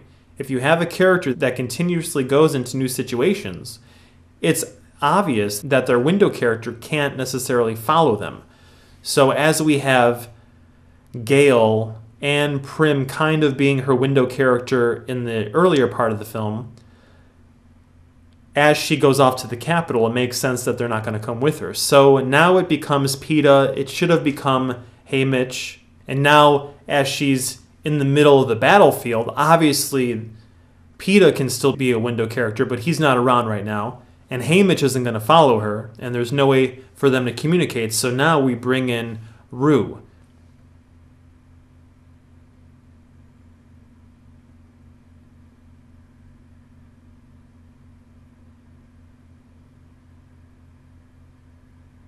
Rue is a way, as is happening right now at 1 hour, 32 minutes, 20 seconds, for us to gain further access into Katniss' state of being. It's a way for us to communicate emotionally. This is a new beaten sequence when Rue arrives because they take a new approach towards fighting and surviving. They're going to start a fire here. They're going to destroy the stuff. So they're strategizing here together. New beaten sequence is going to begin. We're going to have a nice filmmaking technique later on where after an explosion, Katniss' hearing is affected, and that's something that takes place in the book. It's an awesome device. It's an awesome effect. We always want to have cause and effect.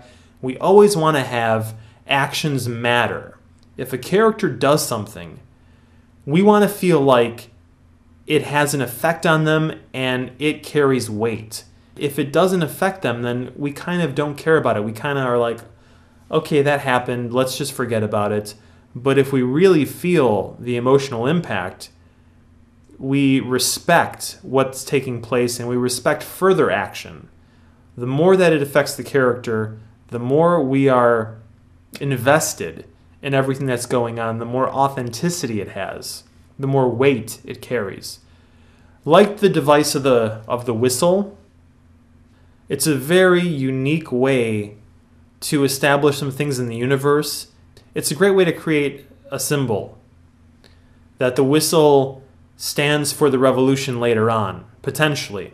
I don't know if that happens in the book, but it could be something that it would make sense, especially since there's the Mockingjay pin and they're using the Mockingjays to echo this sound. So the whistle becomes this echoing, this catching fire of potential revolution in the future. Makes a lot of sense, and it's a really great device, and you leave the movie kind of whistling this. Having seen this in the theater, walking to the car later, it was kind of cool to whistle this and hear it echo throughout the garage. So when writing a story and going to a future universe like this and dealing with these subjects, why not create something symbolic like that? It's a really nice device, the whistle. And it comes from something organic that makes sense within the context of the story. We have the beaten sequence here as she is planning to destroy the supplies. Great point of view. We go to Katniss's perspective as she sees who her opponent is. They see the fire and the smoke in the background. They go off. Her plan is working accordingly, and now she is going to go and destroy everything. It's part of the strategy. It is a beaten sequence, series of scenes that follow, in this case, a decision.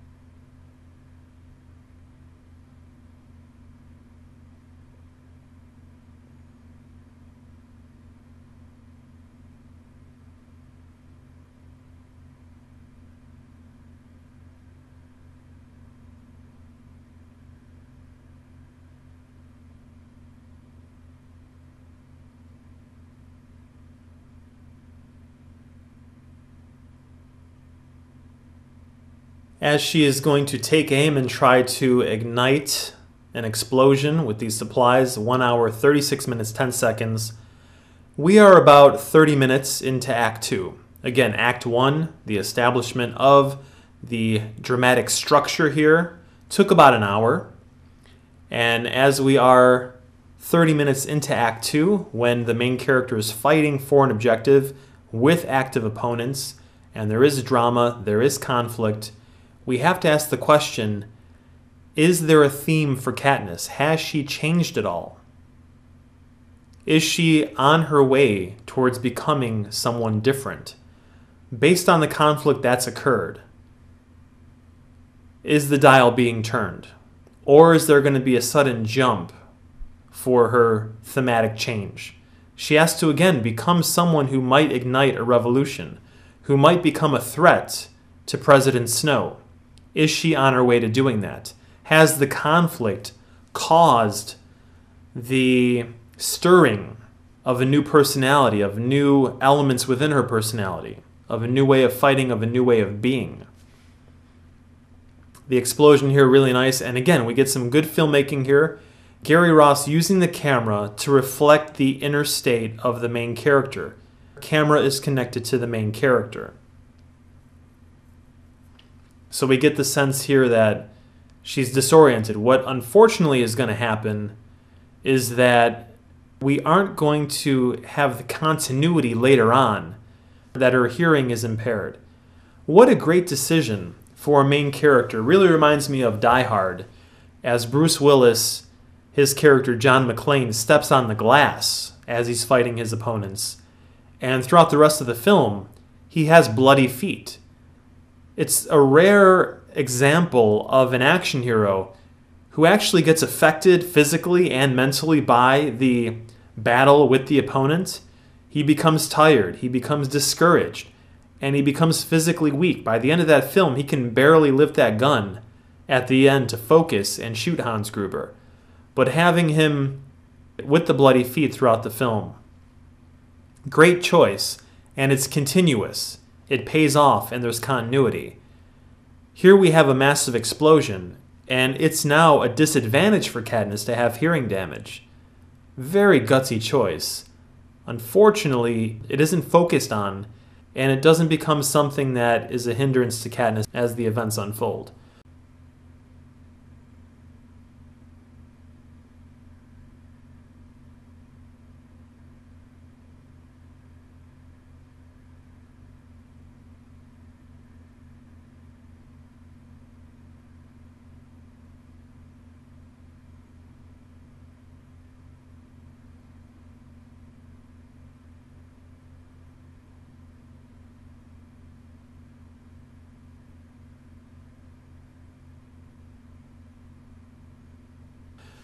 New beat and sequence: as she destroyed the supplies, she now makes a new decision. So the beat would be to run back and to make sure Rue is okay.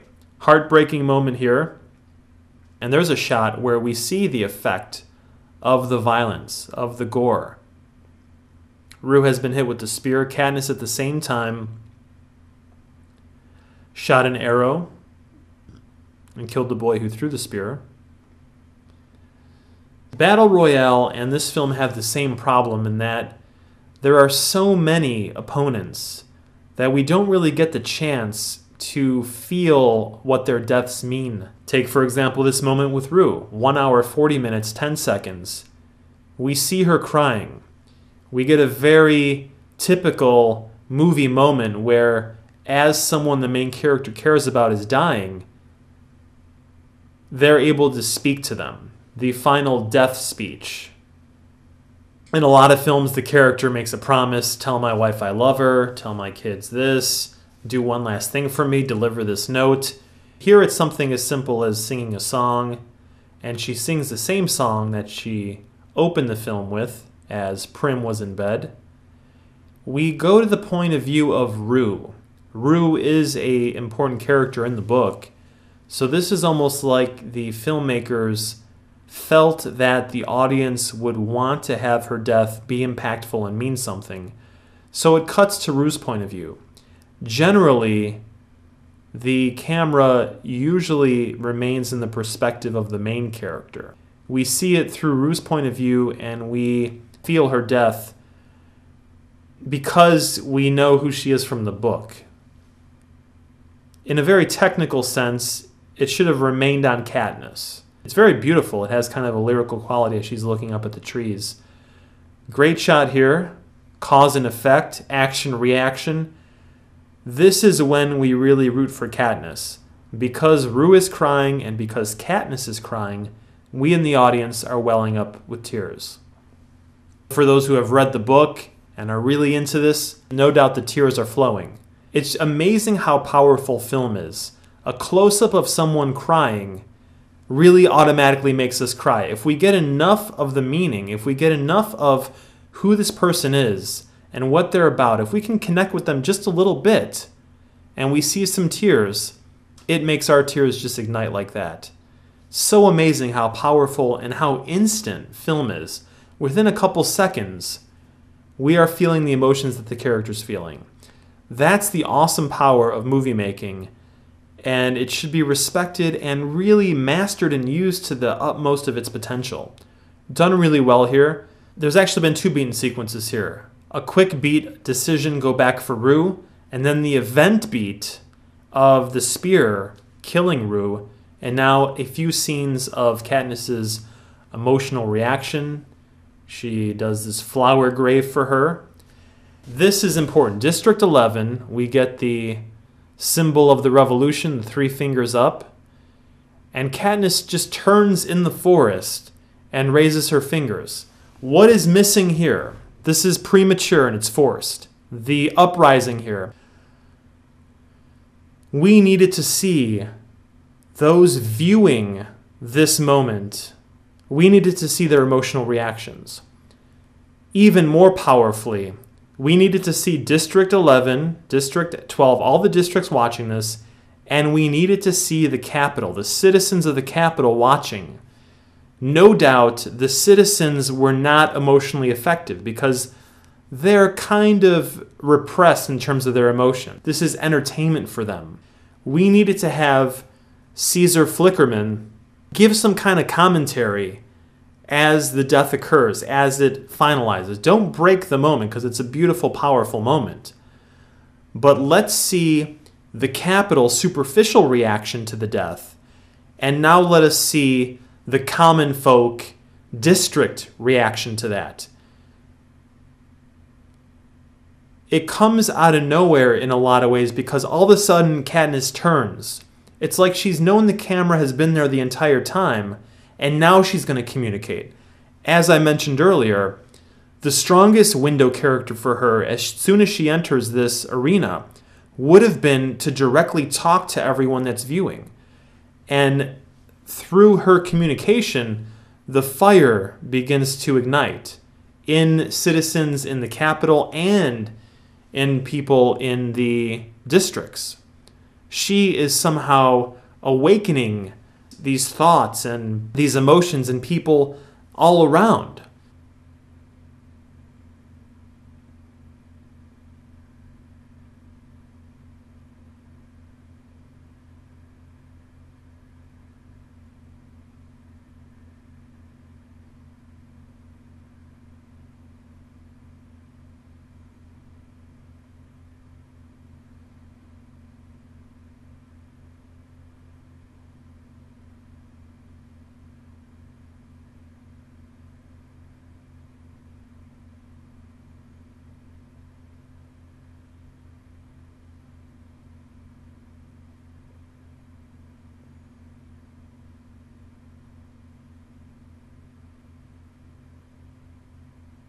And now we cut to this moment here, 1 hour, 45 minutes, 30 seconds, as President Snow is talking with Seneca, and he's arguing that people love an underdog. There are a lot of underdog.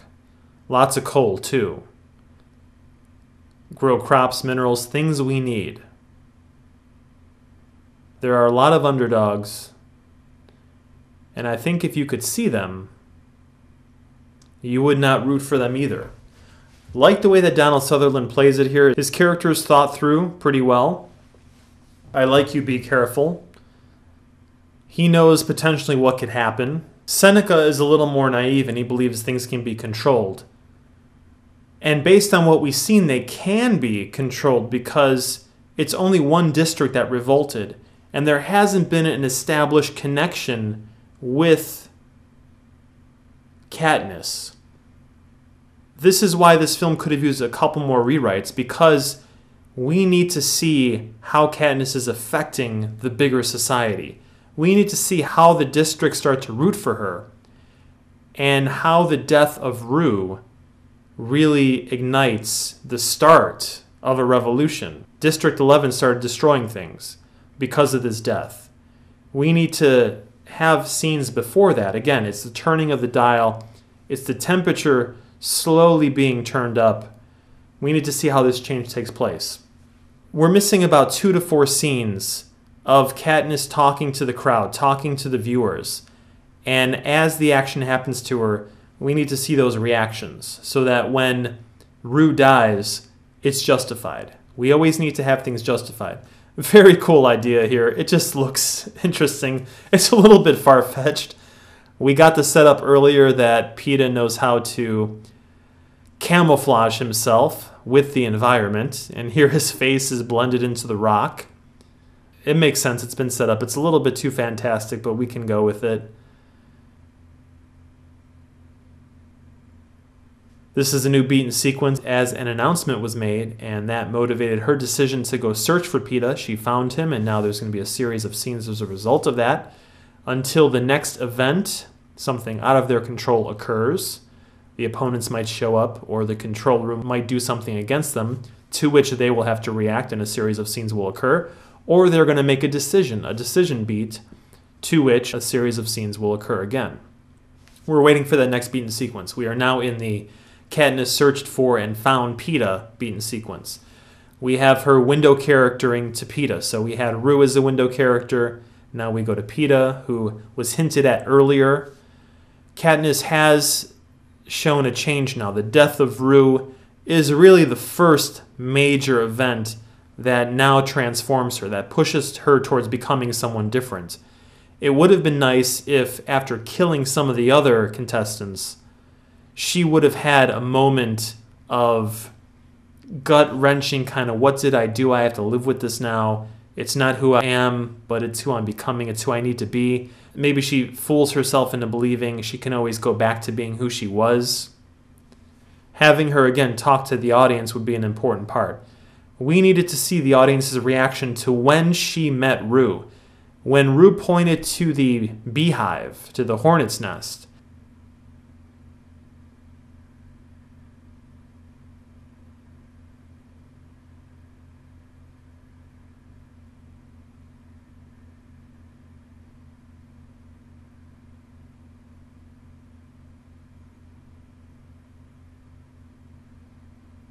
if there would have been a shot of the audience cheering that or reacting to this nice little twist in the action, because it seems like right here, 1 hour, 49 minutes, 40 seconds, Gale reacts to Katniss being emotionally connected to Peeta.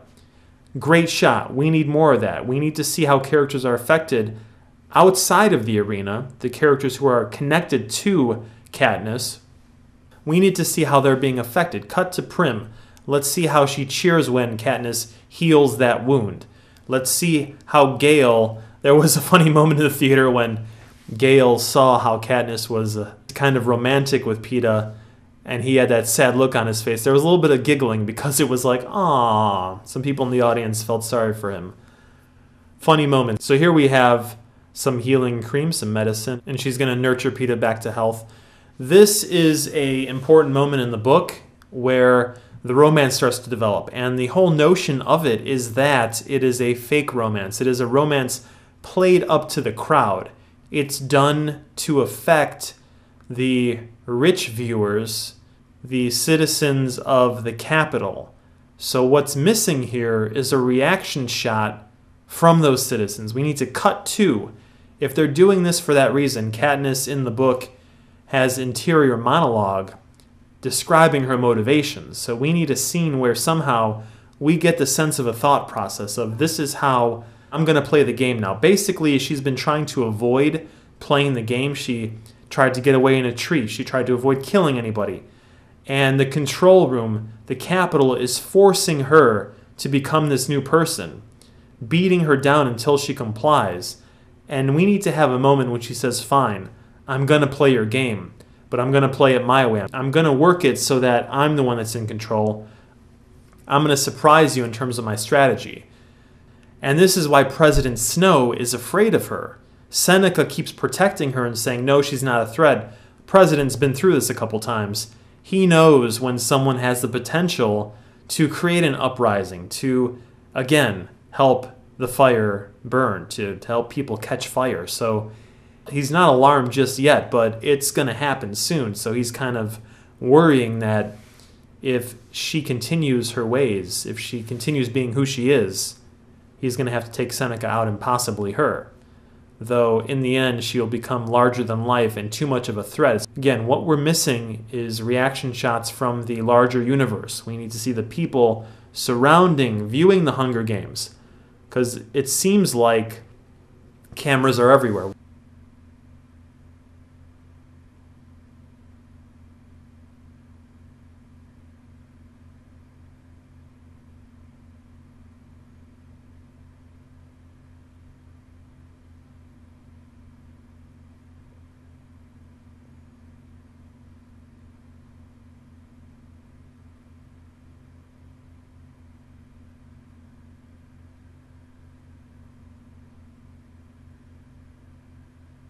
1 hour, 52 minutes, 54 seconds.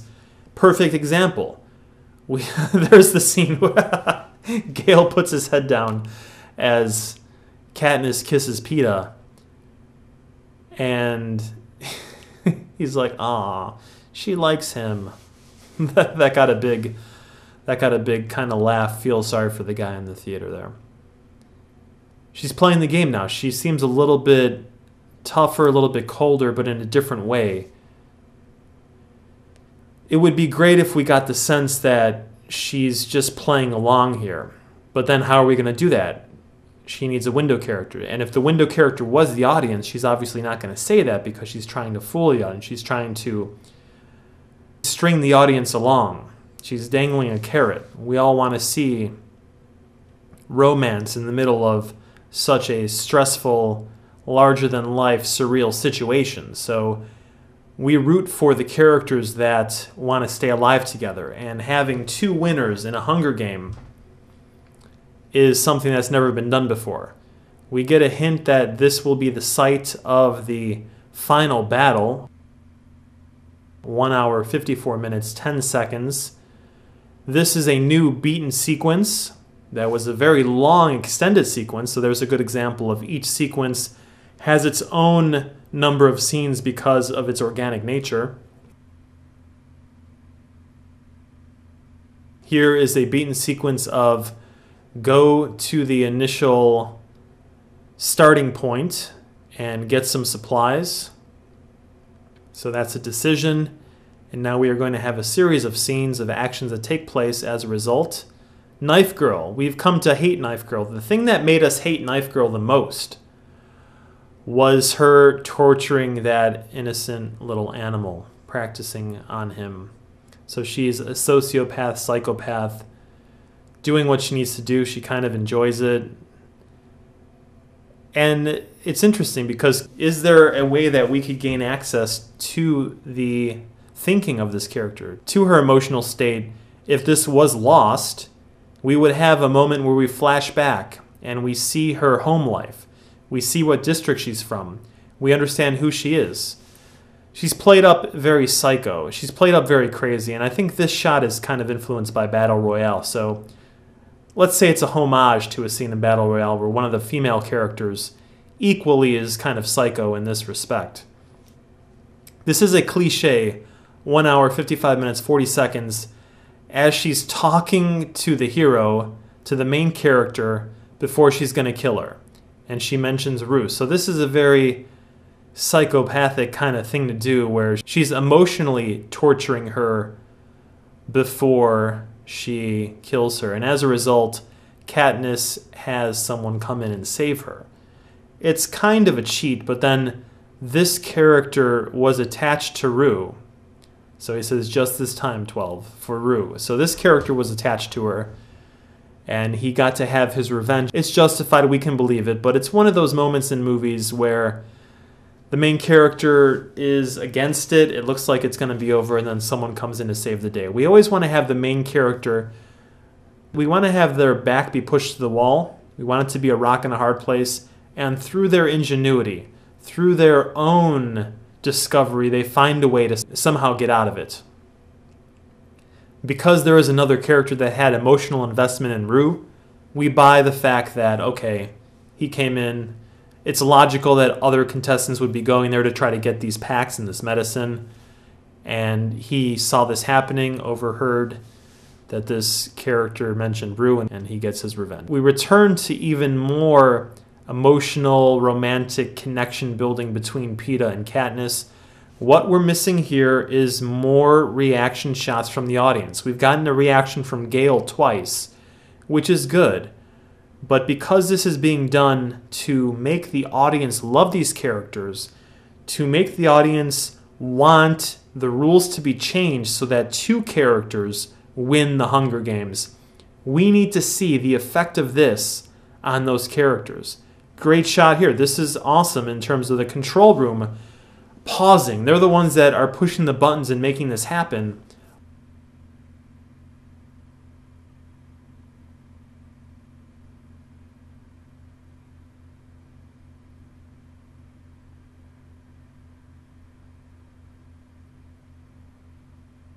1 hour, 57 minutes, 57 seconds, and we see the romance start to even affect them. They're probably so calloused and so numb to this, they've been through it a number of times, that it's something unique. It's never happened before, and they're feeling it.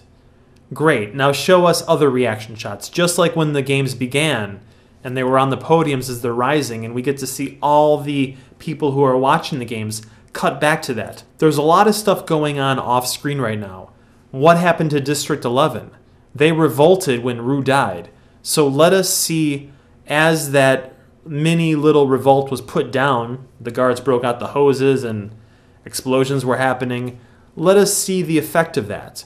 And let us see how it's spreading, how the fire is spreading to the other districts. Continue the cause and effect. That has been set in motion. We're going to be sitting here wondering, well, what's going on with that? We want to see, we want to feel how the actions that are taking place on the field here are affecting everyone else in this world, in this universe. This Hunger Game is a Hunger Game that changes the destiny of this world. This is a new beaten sequence. As they heal up, they go off and search for some food, for berries. Katniss is shown to be caring about Peeta. And in the book, we get the sense that she is actually having mixed feelings. She cares about Gale, but now she's starting to care about Peeta, even though it is an act. As the camera here holds tight on them, we need a reaction shot of those that are watching. It's all about them playing up to the audience. So if you're playing up to the audience, we need to see what the audience feels about it. Truman Show does a really great example of that. As Truman exits the show for the first time in his life and really now is about to go into real life, the audience approves of it. The audience becomes emotionally affected by that. Even in The Running Man, when there literally is a live audience in the studio, and as Killian asks, who are you going to bet on? There's an old woman in the crowd, and she says, I want to bet on Ben Richards. And he says, you can't bet on a contestant, you have to bet on a stalker. And she says, I want to bet on Ben Richards. Then we cut to the wider perspective of people outside in the city, and now people are taking bets on Ben Richards. It's starting to spread. We're starting to see the bigger effect. We've seen the control room. Let us keep the continual updates with the districts, with Prim, with her mother, with Gale, with Haymitch, with the citizens of the Capitol. Let's see President Snow watching this and reacting to it. Let's see Seneca. We need to see everyone that these games affect. What are their reactions? How are they feeling? Continue their journey, continue their emotions, so that by the end of this, we feel like everyone has been changed by this. These Hunger Games are designed to create hope. They're designed to affect people. So let us see how these people are being affected. Put a face to it. Those faces reflect emotion. Those emotions infect us, and we connect to them, and now we become one of the people, one of the citizens of the Capitol, one of the faces in the districts. We become them, and now we are along for the ride. More reaction shots, the better. Window charactering, the communication of interior emotions and thoughts are taking place between Peeta and Katniss for the most part. Katniss still, other than the death of Rue, is really being kind of pushed along by the events. We need to really feel, based on her beliefs, based on who she is, what she wants, what she grew up believing, and how the events here have shaped and molded a new Katniss. We need to get the sense of how she's changing. The death of Rue made her a little more aggressive. She now isn't so hesitant to shoot her arrows and to kill the other contestants. We still need to continuously get that sense of what she's going through, so it's believable that she could become this revolutionary leader, that she could become someone who has an ulterior motive, who becomes aware of what she's doing, and that there is an opportunity here to change things in a different way. New beaten sequence here as they're hunting for berries, for food. We have an event beat. This changes the previous beaten sequence. It ignites a new beaten sequence, which is holographic 3D printer dogs, hyper technology, creating living beasts that can actually kill people in the field here. This beaten sequence takes place. They run to the abstract Picasso sculpture UFO thing that's in the middle of the field. And the dogs, beasts, bulldogs, whatever these things are, come after them. They somehow manage, that's really a huge stretch in that they somehow manage to outrun these super speedy beasts. Okay, we'll accept it. Next event, we had a quick beaten sequence there. The new beat is an event. It is the opponent out of their control. He is also there. I don't know the name of this character. They have not done that great of a job of establishing him as a person. We know he is ruthless. We know he's killed people that were on his team. But let's develop him as a person so that part of us actually roots for him. It's a really joyous experience when part of us can understand and relate to the opponent.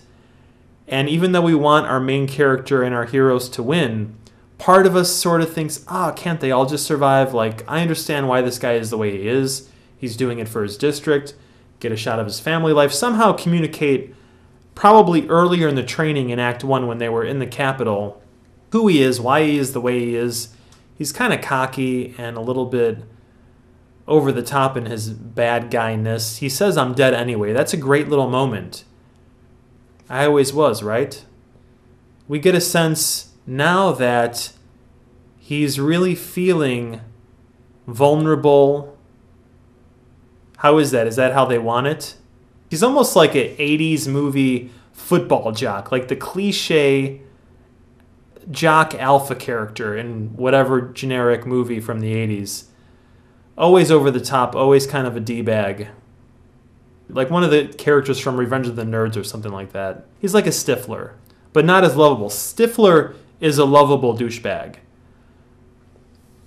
If we would have gotten a stronger sense of who he was as a person, that he, just like Katniss and Peeta, has someone he cares about, has a family, it would have been a little more torturous for us to see him go. The battle ends. Here, Katniss does a really interesting thing in that she kills him off from feeling any more pain of being mauled by the animals. Really interesting choice. And why do the hologram beasts, the technology animals, run away? They just killed one dude. Wouldn't they continue to go after these characters? They're programmed to kill off the contestants, right? So why all of a sudden would they stop after just one person dies? A little bit of a logic inconsistency there. Though, we could use a shot of Seneca saying, okay, now the grand finale. Call off the dogs. 2 people left. It's time for the showdown. Cut to shots of everyone watching. We get reactions. Everyone's cheering. It's 2 gladiators in the arena finally. It is the ultimate boxing showdown. It's Stone Cold versus The Rock. Whatever the example you want to use, this is the moment that the entire society has been waiting for. The finale of the Hunger Games. It is the love story. It is Romeo and Juliet having to fight each other to the death. And much like that, they're going to choose to die together instead of have one be the victor.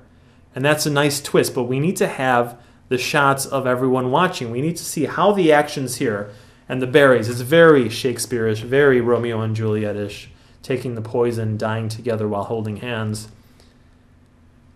There's nothing wrong with taking old myths and reinterpreting them for us today, as long as it's done in a contemporary way, taking contemporary concerns and making us feel them.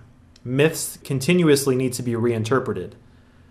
It's when there is no reinterpretation and only reprofiting as a motivation when the myths, the stories, the reboots, the remakes feel cheap and superficial. Great moment when we saw the reaction from Seneca and then shots of everyone watching. We need to establish that more. It's not done consistently enough, and it's not done for emotional impact. Major flaw in the execution of the story here when it comes to the film medium. really missing, totally needs to be included in a rewrite of the film, and it would have been a much more powerful story.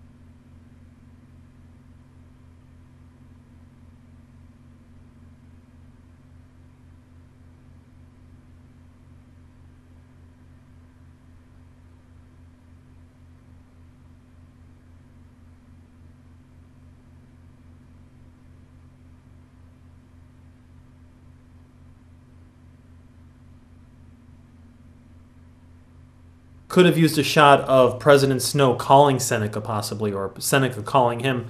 Let's see why this craft comes down. That beaten sequence ends there. After the bully guy died, it was a new beaten sequence. They decided that now it's two, so they're going to kill each other. They're going to die together.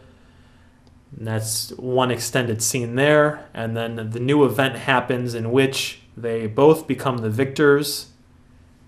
And now we have a sequence here where resolutions begin to occur. We are in Act 3. We've been in Act 3 ever since they entered the field with the Picasso UFO metal structure and those battles took place. Now we need to feel emotional resolutions for all the characters that have been included in the film. We have missed the character of Effie. She disappeared as soon as the games began, and we haven't seen her since. So that is something that needs to be included in the rewrite. Great visual here. 2 hours, 10 minutes, 27 seconds as Seneca has the berries that Katniss and Peeta were going to eat to die together. President Snow, who warned him, who said, "I like you, but be careful," has arranged for him to eat those berries that he inadvertently created. You'd rather die than not be with him. So now Haymitch is coaching Katniss. We got Caesar Flickerman again. Great character, played really well by Stanley Tucci. So consistent. We always know what he's after. Every character needs to be thought through that well and played that well. Katniss has given in to the whole idea about playing up the romance with Peeta. We saved each other. Cut to the reactions of the audience. The audience, again, their reactions are inconsistent throughout the film. This should be the finale for them. This should be the emotional resolution for them. They've been through a big journey through this film. So by having them have continual reactions to the action in the arena, we get a sense of their emotional journey. We get a sense of how Katniss has potentially influenced them. And now it comes to a conclusion in the audience here.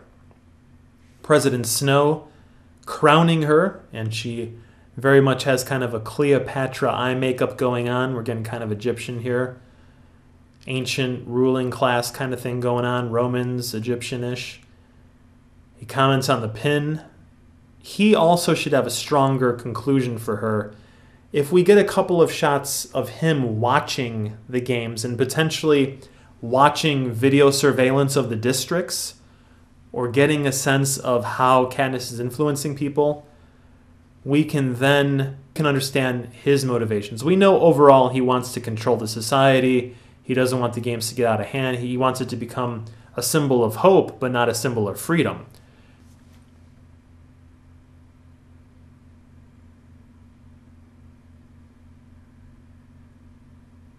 We get the emotional resolution, 2 hours, 12 minutes, 45 seconds.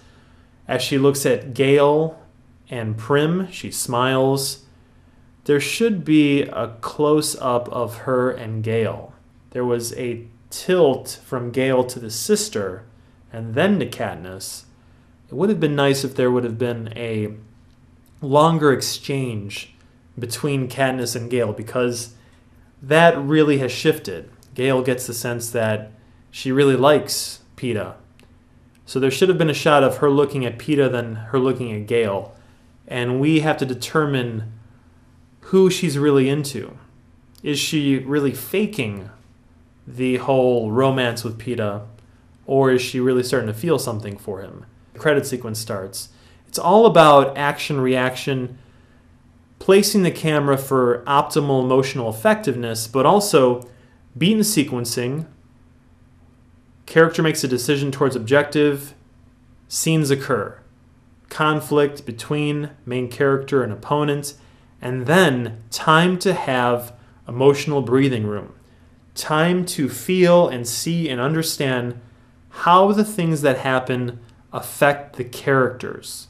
Overall, it's a promising start to this trilogy. Gary Ross, unfortunately, will not be returning as a director. He is experienced in terms of writing and directing, so it's always good when someone involved in 2 out of the 3 birthing processes of a film. A film really is born 3 times, first in the writing, then in the direction, and then in the editing process. If you have someone who is that knowledgeable, it's a big loss for them not to be involved with the next one. They often bring the tone and the style to the film, so we'll see how the new director handles what's taken place here. Aside from really missing the thematic and window character elements of the story structure here, because that for me is the most important aspect that is not included in this film. We've had good genre set pieces, we had interesting enough opponents, we had an interesting enough universe established.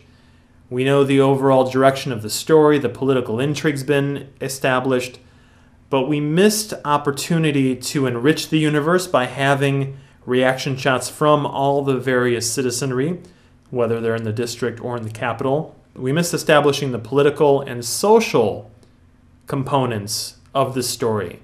Because of what happens with Katniss and Peeta, because of the actions of Katniss, the death of Rue, how she fought through all these opponents, her actions affect everyone that watched in a way that President Snow and Seneca and everyone in charge of everything weren't expecting. We need to see that happen. We need to see those moments where the fire has been passed. We didn't get it. It might be in the book. It probably is. It seems like the book is well enough respected in terms of its skill and its storytelling. But unfortunately, a decision was made in the filmmaking not to include that here, potentially because it means taking a point of view. I don't really see it that way, because it's already established as President Snow. He's kind of a nice enough guy, but you know he's really a megalomaniac ruler who's not afraid to see people die. I mean, if he's organizing games where young kids are dying, he's not a nice guy. He's a psychopath. He's justified his actions by saying, oh, I'm doing what I'm doing to keep chaos at bay and to organize some kind of society after what happened. And that's fine enough, but we need to see if this is going to lead to Catching Fire and then Mockingjay.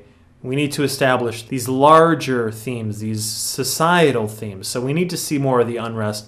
We need to see that superficial ruling class and what they believe, how Katniss changes them, how Katniss changes everybody, how these games have been different from those that have come before.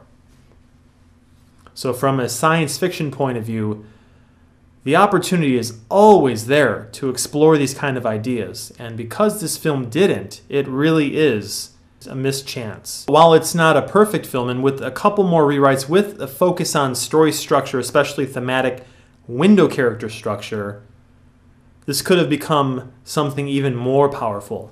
It seems to be an element that's missing in a lot of storytelling nowadays. A lot of mainstream movies neglect the change in character, the whole thematic element, the whole window character element of storytelling.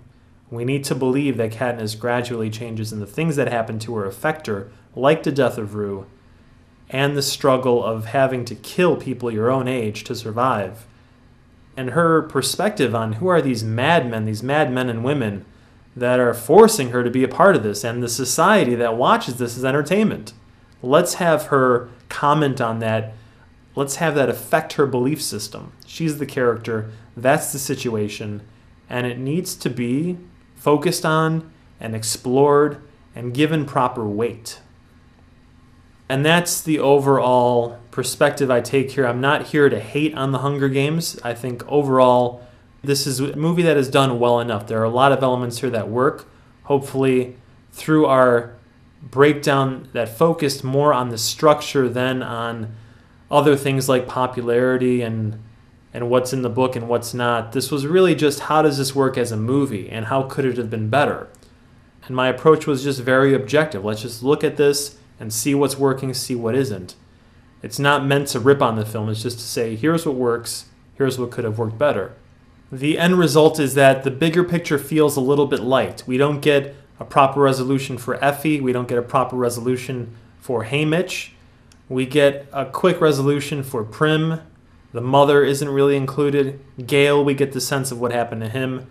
And then Peeta and Katniss, we obviously know what they're going to be expecting in the next film. We end on President Snow. That's a strong resolution for him. Caesar Flickerman, he really didn't go through a journey. Would have been interesting if this version of the game somehow affected him. If he's a commentator for the Hunger Games, giving you the play-by-play, and he's seeing something that never happened before, how is this new and different approach, how are these characters in their unique way of winning the games affecting him? It would be interesting to see. Let's have those moments.